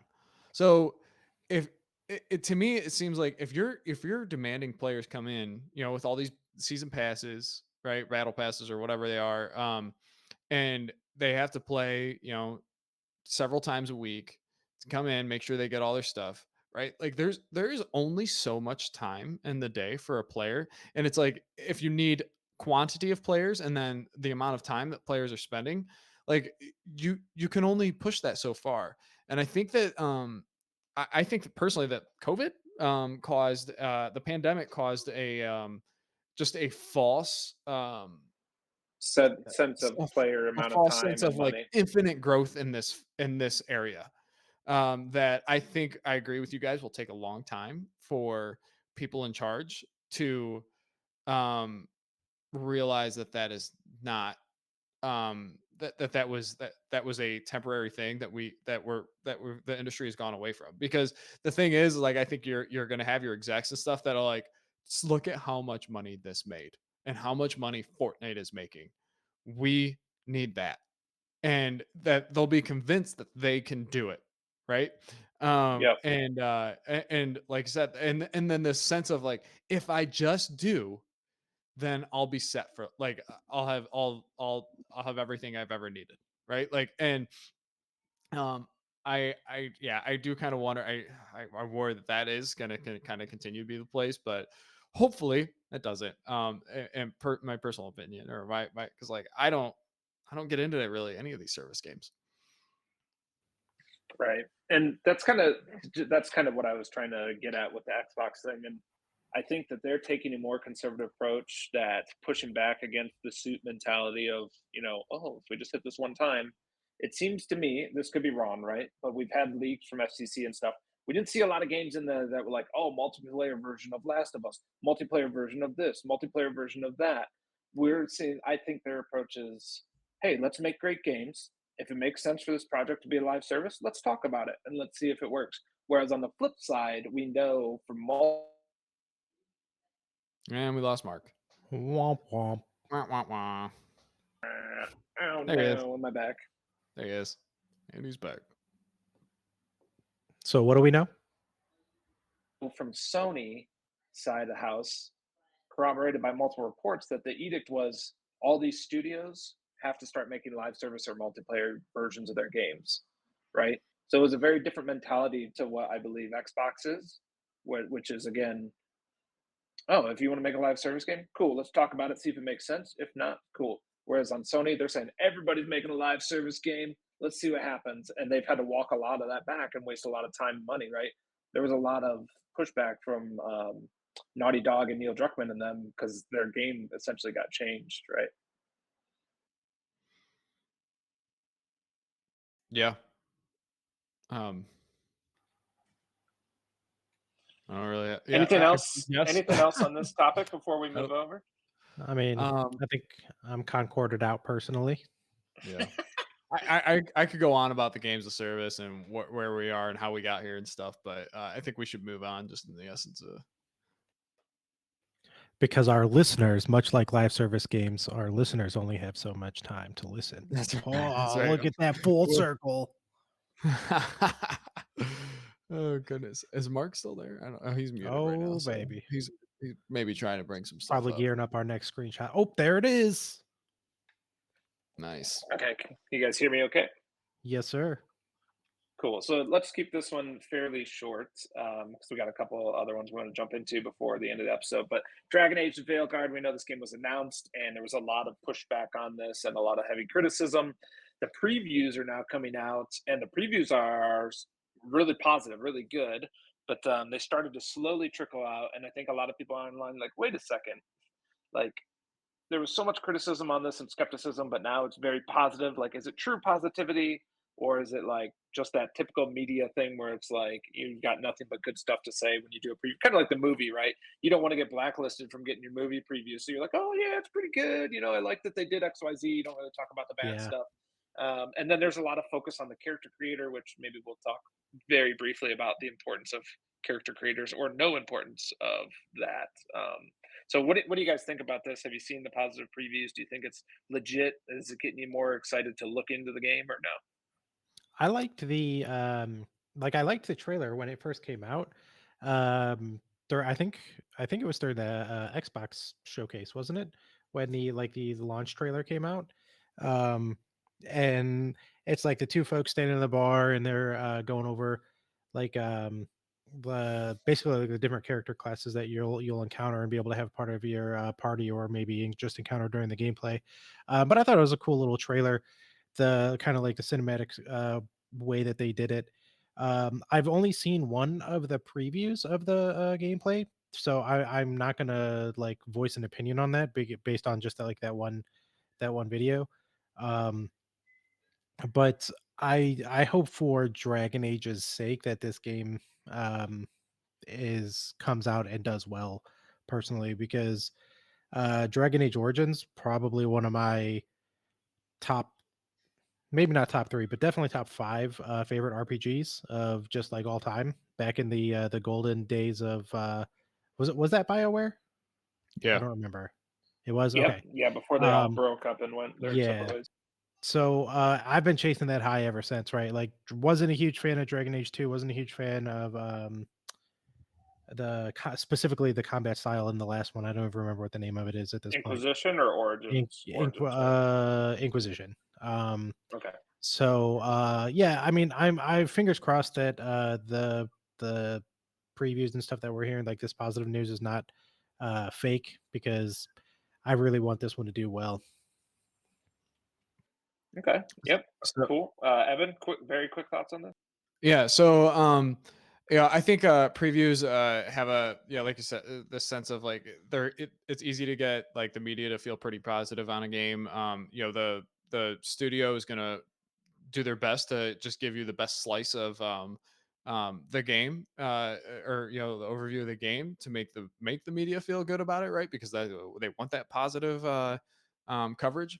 And it kind of makes me think of Colt Eastwood is infamously known for coming away from Redfall saying, "Man, that was a lot of fun. I really like this game. I'm excited to play this game." Right? And obviously Redfall was released into the disaster that it was, and like people are calling him out and stuff. And he's like, and then I heard some other, like other people talking about that also previewed the game, and it's like, it wasn't for me, but like I could see, it's like you coming away from, you play this game for an hour, and it's just like if they give you the best hour of gameplay and they kind of slice it together in a way that it just makes you feel good about it. And there's something about the atmosphere and everything of previewing a game is just like something new to be excited about, that you just kind of get a little taste of. It might seem like it tastes really good, or play something that you're excited about. But on that note, I'm not saying that I think this is I expect this to be bad, and that is what the case is. I'm just kind of wondering if that's possibly what it is. And I mean, this is a game that I'll be keeping an eye on. It'll hit EA Play right in a year after it releases through Game Pass Ultimate. So I'll probably just not play it until then anyway, if I do play it. So I'll see how it's received, and if it is actually, people are pretty happy with it, or if I just go ahead and skip it. Because I really like Origins as Yeah. well. I didn't play 2 or Inquisition, but definitely on my list. If this game came out and blew the doors off, like 10 out of 10 masterpiece, BioWare's back, baby, would you go out and buy this game? Probably not. Maybe, but probably not. I'm saving my money for Switch too. Homeboy could get 38 Ooh. games off of his Steam wish list if he didn't buy this, man. And start That's all true. of them in the span of the next 2 weeks between Right. episodes. Cool. I'm definitely somebody that gets caught up in the hype sometimes, especially if it's something I want it to be good. I do want this to be good. I want BioWare to bounce back. So I'm Hold hoping on, let this me is going to be let me good. jump in real quick.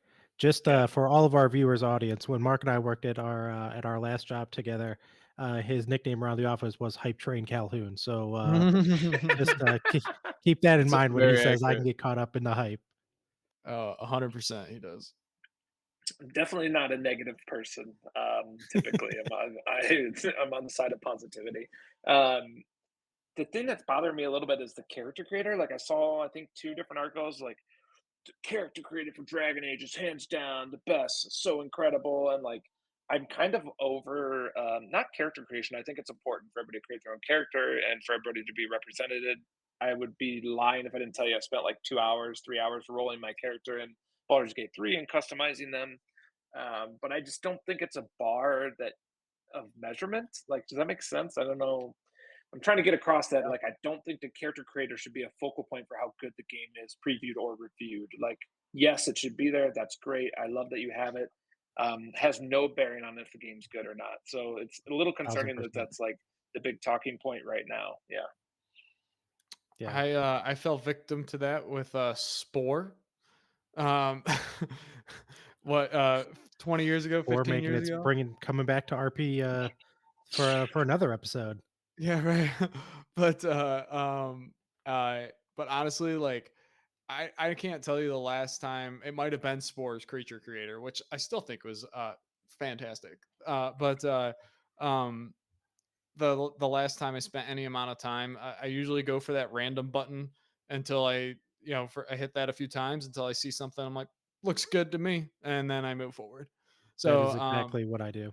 I 100% agree that a creature or a character creation, the character creator is should have no impact on whether a game is. It doesn't tell you anything about the game, right? It just tells you about how much detail they put in your ability to customize your character's look. Right. I love Pretty that Evan walks up in here and slaps down his resume of having done a character creator since 20 years ago. Maybe like if you go to get a job and they're like, "Sir, it says you haven't worked in 20 years." Yeah, I know, but when I did, sport character. Some really good work back then, though. Oh, man. Yeah. Um, I I'm with completely you. agree I'm with you guys with on the randomize button.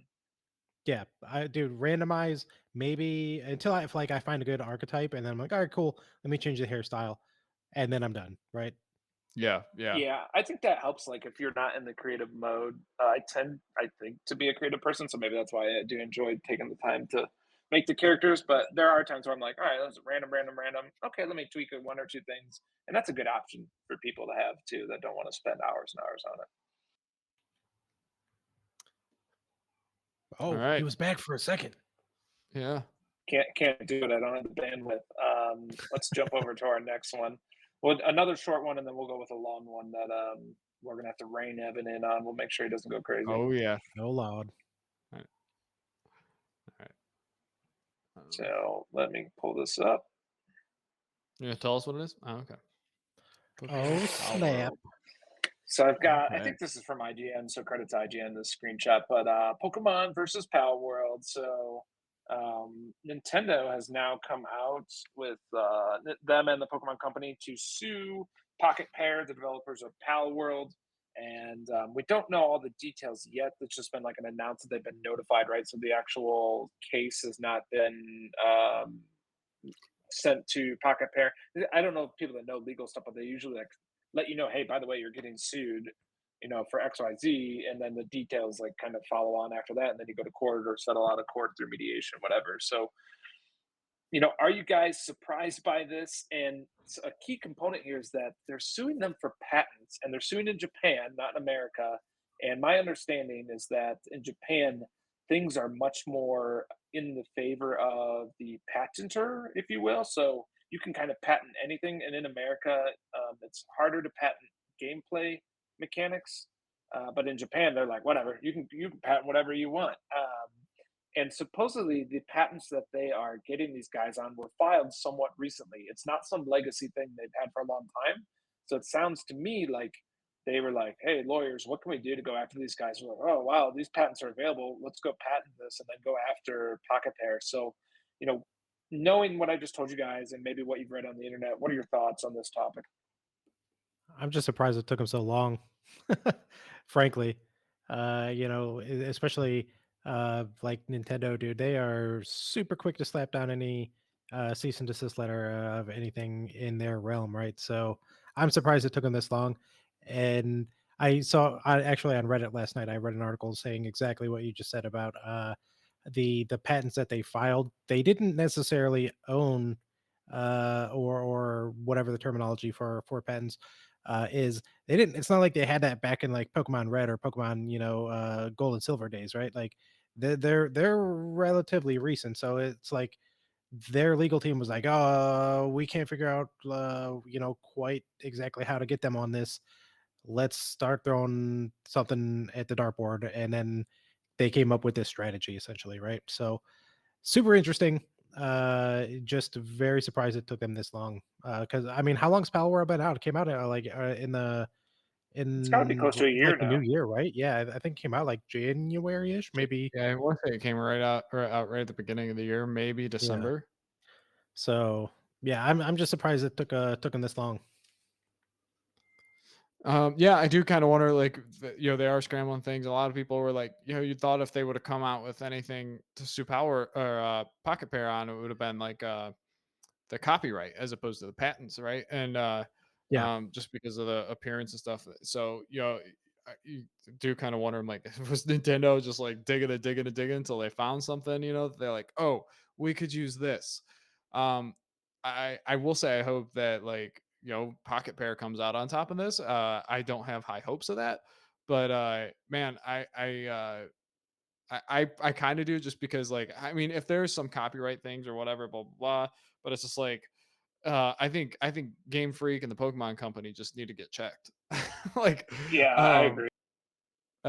so it's like, I mean, I'm not a I don't support, like, stealing another person's ideas, or without giving credit involved or anything like that, but um Game Freak is, I don't know, I just feel like they have pretty much a monopoly on this, on their thing, right? And which is, And it's I don't know. stagnant, right? Yes, yeah, it's stagnant, and we need something to disrupt them a little bit, and or at the very least, if the Pokemon Company does come up on top of this, they at least puts a little fire under their butt, and it gets them to get out of the stagnation that they've been in. And also, that's a good point. You, like Curtis was saying, Nintendo's usually on top of this thing. Is it Nintendo that's suing Pocket Pair, or is it Pokemon Company? It's both together, I think. I think it's a co-suit, if I'm not mistaken. Let me look. Keep talking, and I'll look it up. I mean, that's pretty much what I got. I don't have a ton to say on this. Not super knowledgeable on it, and I'd rather spend more time talking about the other thing that's on the docket. I love the Yeah, little it says graphic here Nintendo though with and the Detective Pokemon. Pikachu. It is great. Say again, It does. It does say Nintendo and the Pokemon Company patent infringement lawsuit. So I Gotcha. think it was, yeah, it says they announced the companies had taken a lawsuit against them. So I would agree. I think Pokemon's been stagnant. They have a monopoly on this. A lot of people see this headline and they go, oh, well, obviously, like some of these Pokemon and creatures look the same. But um, you probably saw memes going around maybe of like Dragon Quest. There's a lot of Pokemon designs that look like they copied Dragon Quest, which was out before Pokemon back in the day, right? Right. So I don't think that was ever in play. Like, there's only so many things you can make a cute creature out of. If they make a toaster and then I decide to make a toaster, as long as it's not a exact lift or copyright, I mean, can you really go after me for that? To this, it sounded maybe like they were going to go after like patents of throwing the ball, whereas Pocket Pair calls it like a spear, and it opens up differently. It doesn't open on a hinge. I don't know. So we'll see what happens. All in all, I hope that I agree with you. I hope they get checked here, and I'm not a fan of companies going after some legal mumbo jumbo to try and eliminate a competitor. Yeah. If that's what happens, right now, if they have a real case here, I'd be like, okay, we really need to see more of the details. But all in all, I hope both of these franchises continue to exist. I really like what I played at Palworld. I've put 10 to 20 hours in that, and I'm looking to go back to it as it gets developed out more. So we'll see what happens. Cool. All right, and let's jump to our last topic of the day. I don't think we're going to talk Annapurna. I think we want to spend some more time on this as we're rounding out to the end of the episode. So, Evan, you want to give us a rundown of Switch 2 rumors while I bring up a screenshot?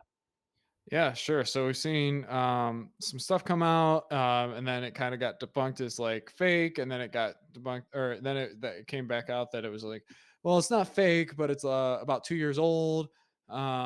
And so lots of stuff, images that came out online of what the Switch 2 looks like, some CAD drawings, and then also some actual like hardware, pictures of hardware. Mark brought up the motherboard here, and like the controller shell of what this thing is going to look like. I mean, it looks like a Switch but bigger, right? And the bezels are about as good, look, maybe a little bit better or about as good as what they are on the OLED, compared to like the OG model of the Switch, which had pretty terrible bezels. So the talk was that an 8-inch screen, which is pretty massive. I think like I haven't seen any comparisons of what the proposed, rumors or leaks are, to what like on a scale to like what the Steam Deck looks like. But I think this thing is about as big as a Steam Deck, but like more screen. Um, I am uh gonna go ahead and say that like I hope this isn't exactly like what this looks like, because it's like I do want Mhm. Switch but better for this next iteration, but like but better But means not better literally. Joy-Con, huh? But not literally, right? Like you want But Switch but like, better, but not literally. well, Like don't think it's so literal, Nintendo. Like innovate a little bit here. sure. I guess for me, like, but better would be better Joy-Con. Like, what's the worst thing of the Switch? Probably those Joy-Cons. Give me some real joysticks. Hands down.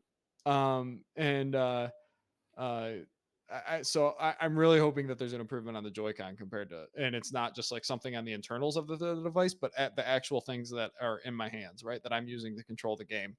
And Right, I right. would say the joystick specifically, but maybe a little bit of the ergonomics of the thing. Um, and I guess, So like I there's said, rumblings.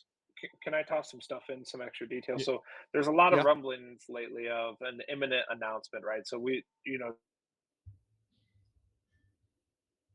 and we lost him. A lot of those So, rumblings have been coming from Evan in our group chat too. He's like, get "Oh some type man, of we're bringing announcement. up people over here." Oh, he's back. All right, so give us the spiel, Mark. Oh man.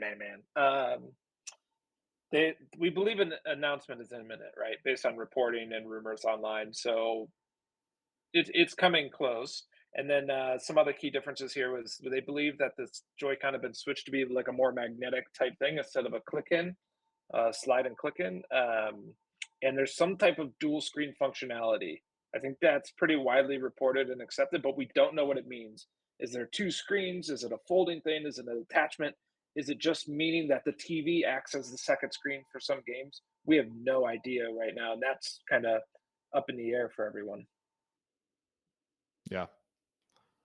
Yeah, I think the magnetic thing is going to happen. We've been hearing stuff about that for a little while, and I think it makes sense. Like the Lenovo Legion Go actually has controllers that kind of use some kind of magnetic mechanic to connect them, and I think that probably helps with durability compared to the rail system, the mechanical rail system. Uh, when you don't have to have something that clicks and can, you just a release button probably uh, that is on the back of that thing to take the magnetism away or whatever. Um, I don't know the super technical terms on that, but um, yeah, I don't know. If what all this stuff comes out though is like you said, an imminent reveal from Nintendo official, and I mean, that hype train's about to get going. And I am ready for it at this point. You know, I still love my Switch, even though, and I can't wait to see Curtis get it. Maybe before I do. Uh, He dropped out of the stream, so oh, we'll see cool! if I he can just joins talk back in. all the crap about it that I want then. I think we should also mention that these rumors and these posts were like, is it fake? Is it not fake? And there was a lot of credibility behind it, and then there wasn't. And literally over the course of like 48 to 72 hours, there was a lot of flip flopping back and forth on what was real and what was not. So well, I think right. generally speaking, we're still kind of in the dark. But man, I'm really looking forward to this. I just want this announcement to happen so we can get it done and over with and see what they're doing. There's rumors that I think they're up from 4 gigs of RAM in the previous one to 12 gigs in this one. It sounds Mhm. to me like if some of these rumors are true, they're taking it more seriously um, on the hardware side of things, and we're going to see a fairly powerful console from Nintendo relative to Nintendo's offerings typically, right? Yeah. Yeah. Yeah. I am really curious to see what kind of power this thing provides, or what performance, or what levels, what devs are going to be able to do with it, and if we can get what they're going to bring. Are they going to bring more day and date games? And then what happens? I do wonder too. It's like, do we start getting our devs on board as opposed to like right out of the gate? Unlike a lot of them were with the Switch release, and that gives us day and date. And then what does that do when we transition into next gen with PlayStation and Xbox in 2026, 2027, 2028?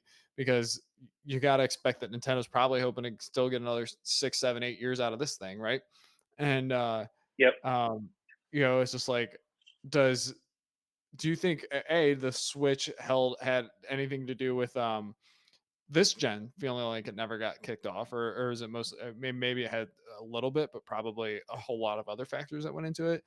Or are we at a time where it's like generational divides, just like they just take half a generation before we actually start really transitioning into it, and away from leaving previous gen behind? And does Nintendo slot themselves perfectly into that by coming out, releasing their consoles mid-gen? Yeah, it's they march to the beat of their own drum, right? So I don't think they had a bearing on like the gen not being started or whatever. I mean, it definitely was like we were all waiting for a more powerful console because it was already, long in the tooth chip wise, when they even sourced it and made this in the first place.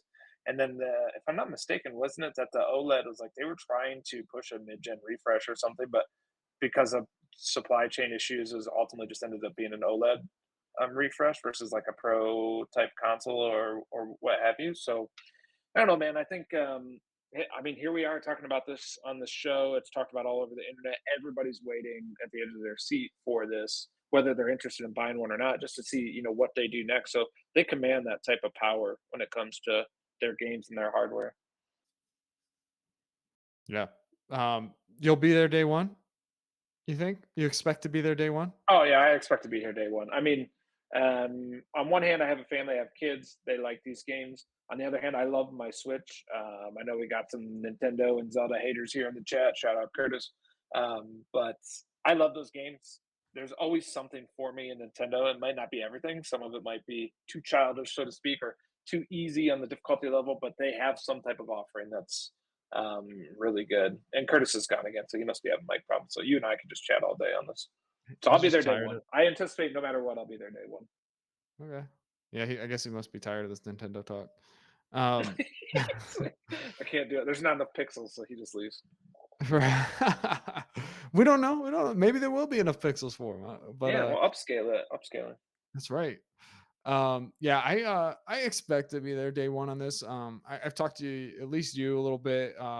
But there's the thought for me is like my kids are especially my oldest is like this is coming out at a time where um I remember as a kid like getting a console on Christmas was just this magical experience that like it was just so memorable, right? Like when I got my N64 as a kid on Christmas morning, like it had such a an impressionable like that memory just sticks so clearly in my head. I got it with Ocarina of Time, and I mean that probably had impact onto why Ocarina of Time was my favorite game of all time for so long. It's just like this impressionable age of like that I loved. I was so excited about video games and stuff like that. And I'm like, if I get this thing day one, he just comes home from school one day and it's like, oh, the Switch is here. The Switch 2 is here. Let's play it. Like, is it gonna be that magical of an experience for him? I'm sure he'll be pumped for it, right? But like compared to opening it on Christmas. So I've talked to like Mark and maybe I think I can't remember if it was in the chat with Curtis or not, but it might be if this comes out in the back half of next year, it might be Christmas before I officially have this thing, or at least I'm playing it in the open. You're a I said liar. There's no way. There's No. no way. Not a That's it. chance. When they He'll drop get it the day killer one and title then on another this, one at no. Christmas. Yeah, exactly. Or he'll put it That's back in the box. He puts Yeah, it back in so- the box, puts it under the tree. my disclaimer was my disclaimer I think is going to be that like back in the day when I got the N64, there was no setup, right? There was you plug that thing in, you pop the cartridge in, you played the game. There was no, oh, I got to get the account set up, I got to get logged in, I got to make sure I'm connected to the internet, I've got to make sure. You never had any of that. So to give my kid that experience, I'm gonna have to open that box up probably 2-3, however many months before Christmas it releases. Make sure I get the logins set up, get the Wi-Fi connected. I got to test out a couple single player games, a couple multiplayer games, make sure they Gotta hold watch up to out for the snuff for Joy-Con that magical drift. You gotta Yeah, a lot of right. hours gotta go on those Joy-Con. we get to try out the Pro Controller, the Joy-Con. Got to make sure we get a 3D Mario, hopefully Donkey Kong or something like that. Put good 60-70 hours into that game to make sure that like when he starts it up, it's going to give him that same magical experience that Ocarina of Time did when I was just a little bit older than he is on Christmas morning. So Man, there's less than zero chance that that's a possible thing in the realm of mathematical calculations, because I'm going to be posting in the Discord and texting you every single day that when I turn on my console and what I'm playing. So yeah, what was it? Hype Train Mark? Is that what your nickname was? So that's where I'm putting all my bets on Curtis having a Switch by March 3rd, 2026 is right there. That's where Hype What Train was Mark is really where I'm putting all my I'll hype chips him up. on. I get it what for was Curtis. the wager? I don't even remember because I was not even remotely concerned about losing it. I think it was we got to play a game. I'll have to go. I can't remember if it was out of backlog or it was just like we have to get a game and we have to put it was like a 30-hour game that like the winner gets to choose what 30-ish That's hour right. game the other one has to roll credits on. Okay. Yep. I'll start putting a little bit more thought into what you're going to be playing. Oh yeah. We'll see. Mine's Curtis, gonna be is it? Citizen Sleeper 2. Ooh. Kurt, do you see yourself getting one of these ever? I think you said no before, but I'm going to ask you I again. mean, yeah, I really don't think so. I was just gone on a work trip last week, right? For 7 or 8 days. I took my Switch with me. I had downtime where I could have played it, right? And I just didn't, right? It sat in my book bag the entire time I was gone. I think I've already beaten the horse to death on how little that I used my Switch as it is. My most played game on it is either Stardew Valley or Slay the Spire, one of those two. It's just not. It didn't really do it for me, right? It's cool. I do enjoy when we host like a party or something like that. I'm sorry if you guys can hear my dog in the background, dude. Drinking like 3 gallons of water right now. It's just ridiculous. But yeah, so I just I like having it when we have parties and stuff like that, because the Jackbox party packs are always a big hit for the folks that kind of stay around towards the end of the night, and that's always been a fun way for us to put put something on the TV and kind of get everybody um centralized in one place for the rest of the party right before the night ends. But I don't see what I'm going to get from this. Like I said, the whole reason I got the first one was because of that golf game. And unless there's Golf just story. some absolutely must-have killer game, it's just not going to happen. So Yeah. I mean, So Mario Kart 9. The old of you to assume they'll do a new version. I actually meant to send. I was going to send a picture to Spawn Wave because they always joke about how Mario Kart 8 is still consistently in the top of the sales charts, which is ridiculous. But Which is in blows my Australia, mind. Yeah. yeah, in Australia, my kids' Happy Meals a couple weeks ago had Mario Kart 8 toys, boxes and toys. And so I'm like, dude, they're Wow. still pushing it. Yeah. So I mean, speaking good of for them, killer, right? But oh damn. yeah. Speaking of killer stuff, let me ask you this as we round out the show. What is the killer feature that they have to show up here? I mean, they cannot. I mean, they can, and maybe they will because they're Nintendo gonna Nintendo. But I don't anticipate them to show up with, "Hey, here's the Switch, but a little bit better." No, What yeah, is the there's got to be killer some kind of weird feature thing. or app or whatever that they're gonna bring? What's your predictions on that? We've talked about the dual screen a little bit, so give me something besides the dual screen. What could they bring? What are you dreaming up? So first, this screenshot that you're showing, because I haven't seen this screenshot before. I saw the one from the debunked like designer hobbyist dude from the other day that you guys were going ape crap about in our chat, like, oh my god, it's, we got the sweet leaks, and then a couple hours later it was fake, right? um but like, do we know that this is this is legit, or is this again just a leak rumor? Leak rumor. Okay, May or may not all be right. legit. There was some people corroborating it, but we don't know. Okay. All right. So I was just curious. And I wanted to also make fun of you guys losing your minds about that other fake news post, which was hilarious to me. Hype train Um, Evan, man. Hype train Evan. dude, Evan has been going ham with the game leak links in the past, 72 hours. I'm like, this Oh, guy yeah. is hitting it hard. He's like Man, Switch Sony. Only 2. one of them's got a hit, baby. Only Yeah. one. That's right. As for like, I don't know, some kind of killer feature, I genuinely don't know. When I started seeing the stuff about the two screen thing, I actively disliked almost every DS game that I played with like two full screen feature support. Like, I thought it was just a dumb gimmick, really. There were a couple of games where that made like cool use out of it, and it was interesting to me personally. But for the most of like games that I played it on, it was like you're just using one screen, and then the other screen is like your menu, right? There's like, oh, here's your inventory that you can just look at all the time. I really hope if they're going to go back to the double screen thing, they've figured out how to make it like actually something cool and not just another gimmick that they've already done. All right. So, I know we said not to do the dual screen thing here, but my thing is I'm gonna go lean into the dual screen thing here. um, and say that those magnetic Joy Cons will also mount vertically. And this is my wild out of the park prediction. And then so in the way they do dual screen and handheld is that you have this thing mounted vertically, the Joy-Con mounted on this thing vertically, and you can play this thing vertical, and there's a top and bottom screen. What? So it Um, via software, it splits the screen in two, a top and a yes, sir. bottom. Yep. So you're saying, Interesting. so in our picture there, the way the Joy-Con is on the top of the screen, that's where it would attach, and then one on the the other side.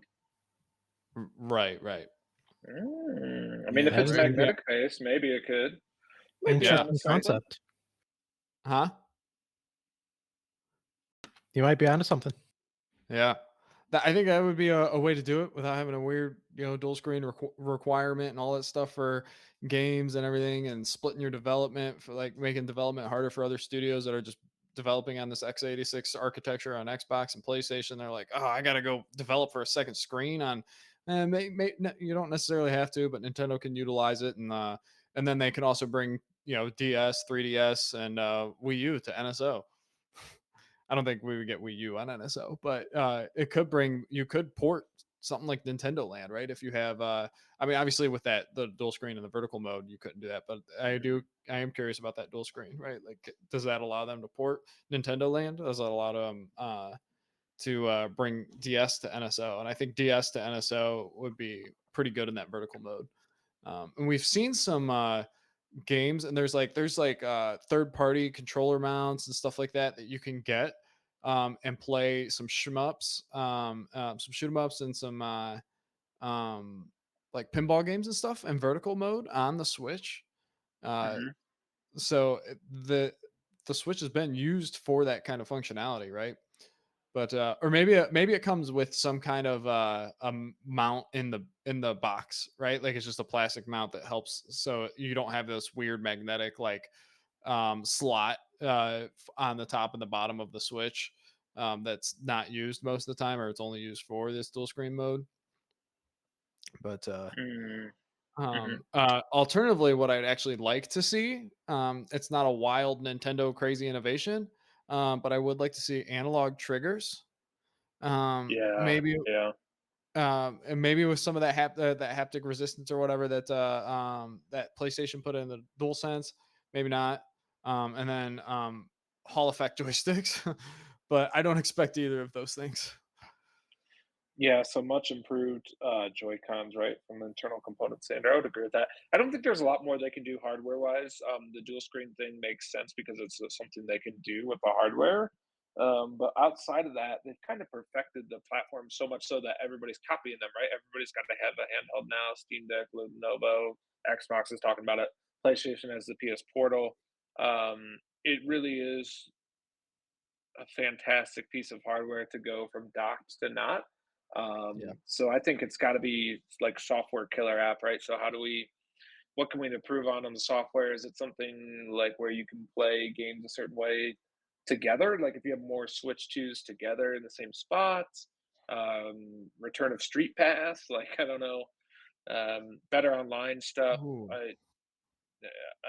A functional eShop would be a great start for me, as sad as that is. I think we'll get Yeah. the Whoa, additional, let's not get the crazy. You're additional not wrong. RAM. Supposedly it's going to have 12 gigs of RAM instead of 4, right? So the eShop should actually work. Yeah, Curtis, this model's got RAM in it. Oh boy, can't believe it. Look, there's 2 RAM spots. Two on that slots picture. even.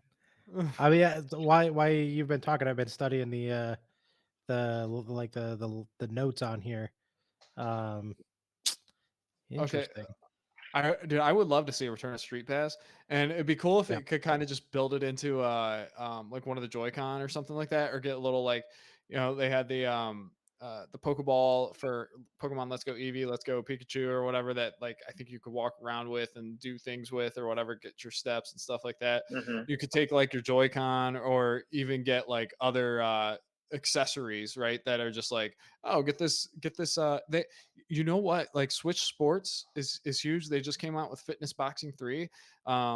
Ring Fit Adventure was a big success for them.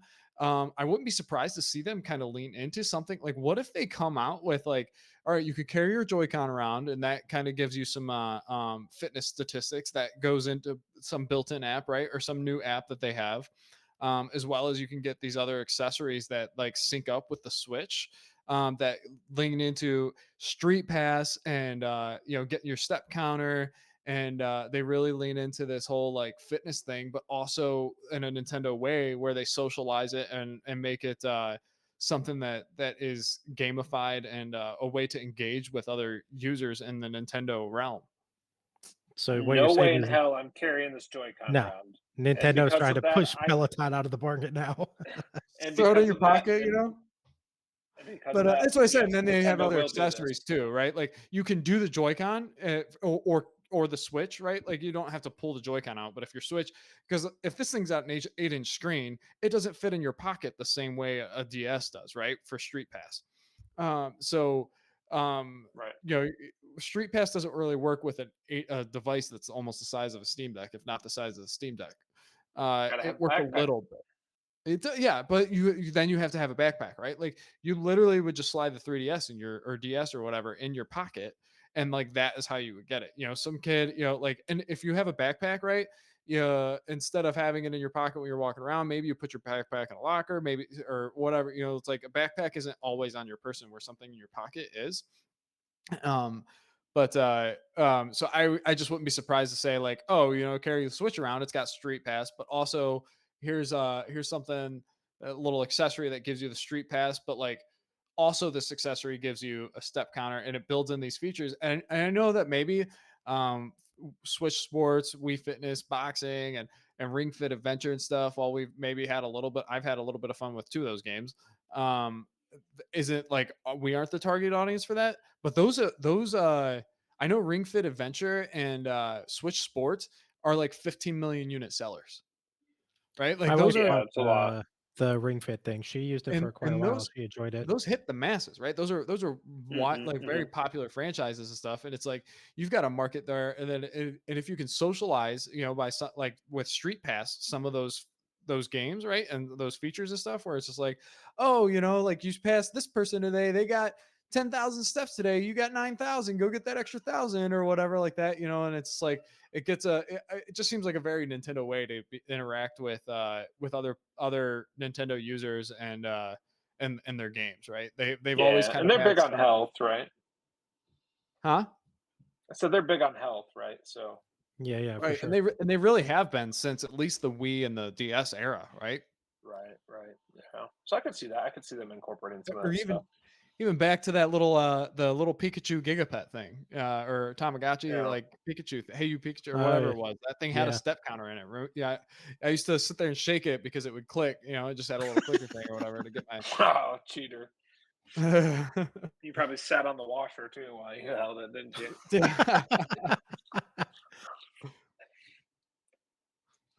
All right. Any final thoughts on the Switch 2 as we round out the episode? Yeah, if you guys have any ideas of what game Evan should play when he loses this bet, put it in the comments. We'll discuss. Yeah. Maybe I would say Mario Kart 9, but Curtis will be rolling credits on Mario Kart 9 before he even loses the bet, or by the time he loses the bet, that'll be the first game. That's what Repeat it what you calls. said. What's that? Huh? Repeat what you said, Curtis, because the audio and video cut out as we transitioned. I said if anybody has any ideas on what Evan should play when he loses that bet, drop it in the comments and we will discuss. Love it. All right, man. We covered a lot on here today. Thanks to all the listeners for dealing with my hotel internet as I've been traveling around the world a little bit. But hey, we wanted to get the episode out for you guys. We had a lot of stuff to talk about, and I think we had some fun doing that today. Hope you guys enjoy the episode.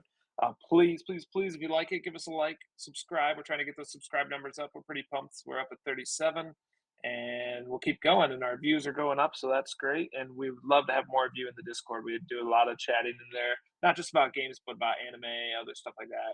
Just what's going on in general. And it's generally a good time. I'm usually getting dunked on by somebody for not playing something. So, Yep.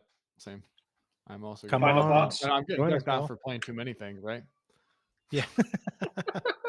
Nobody's Oh happy. man, nobody.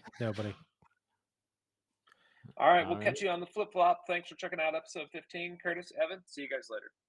Adios.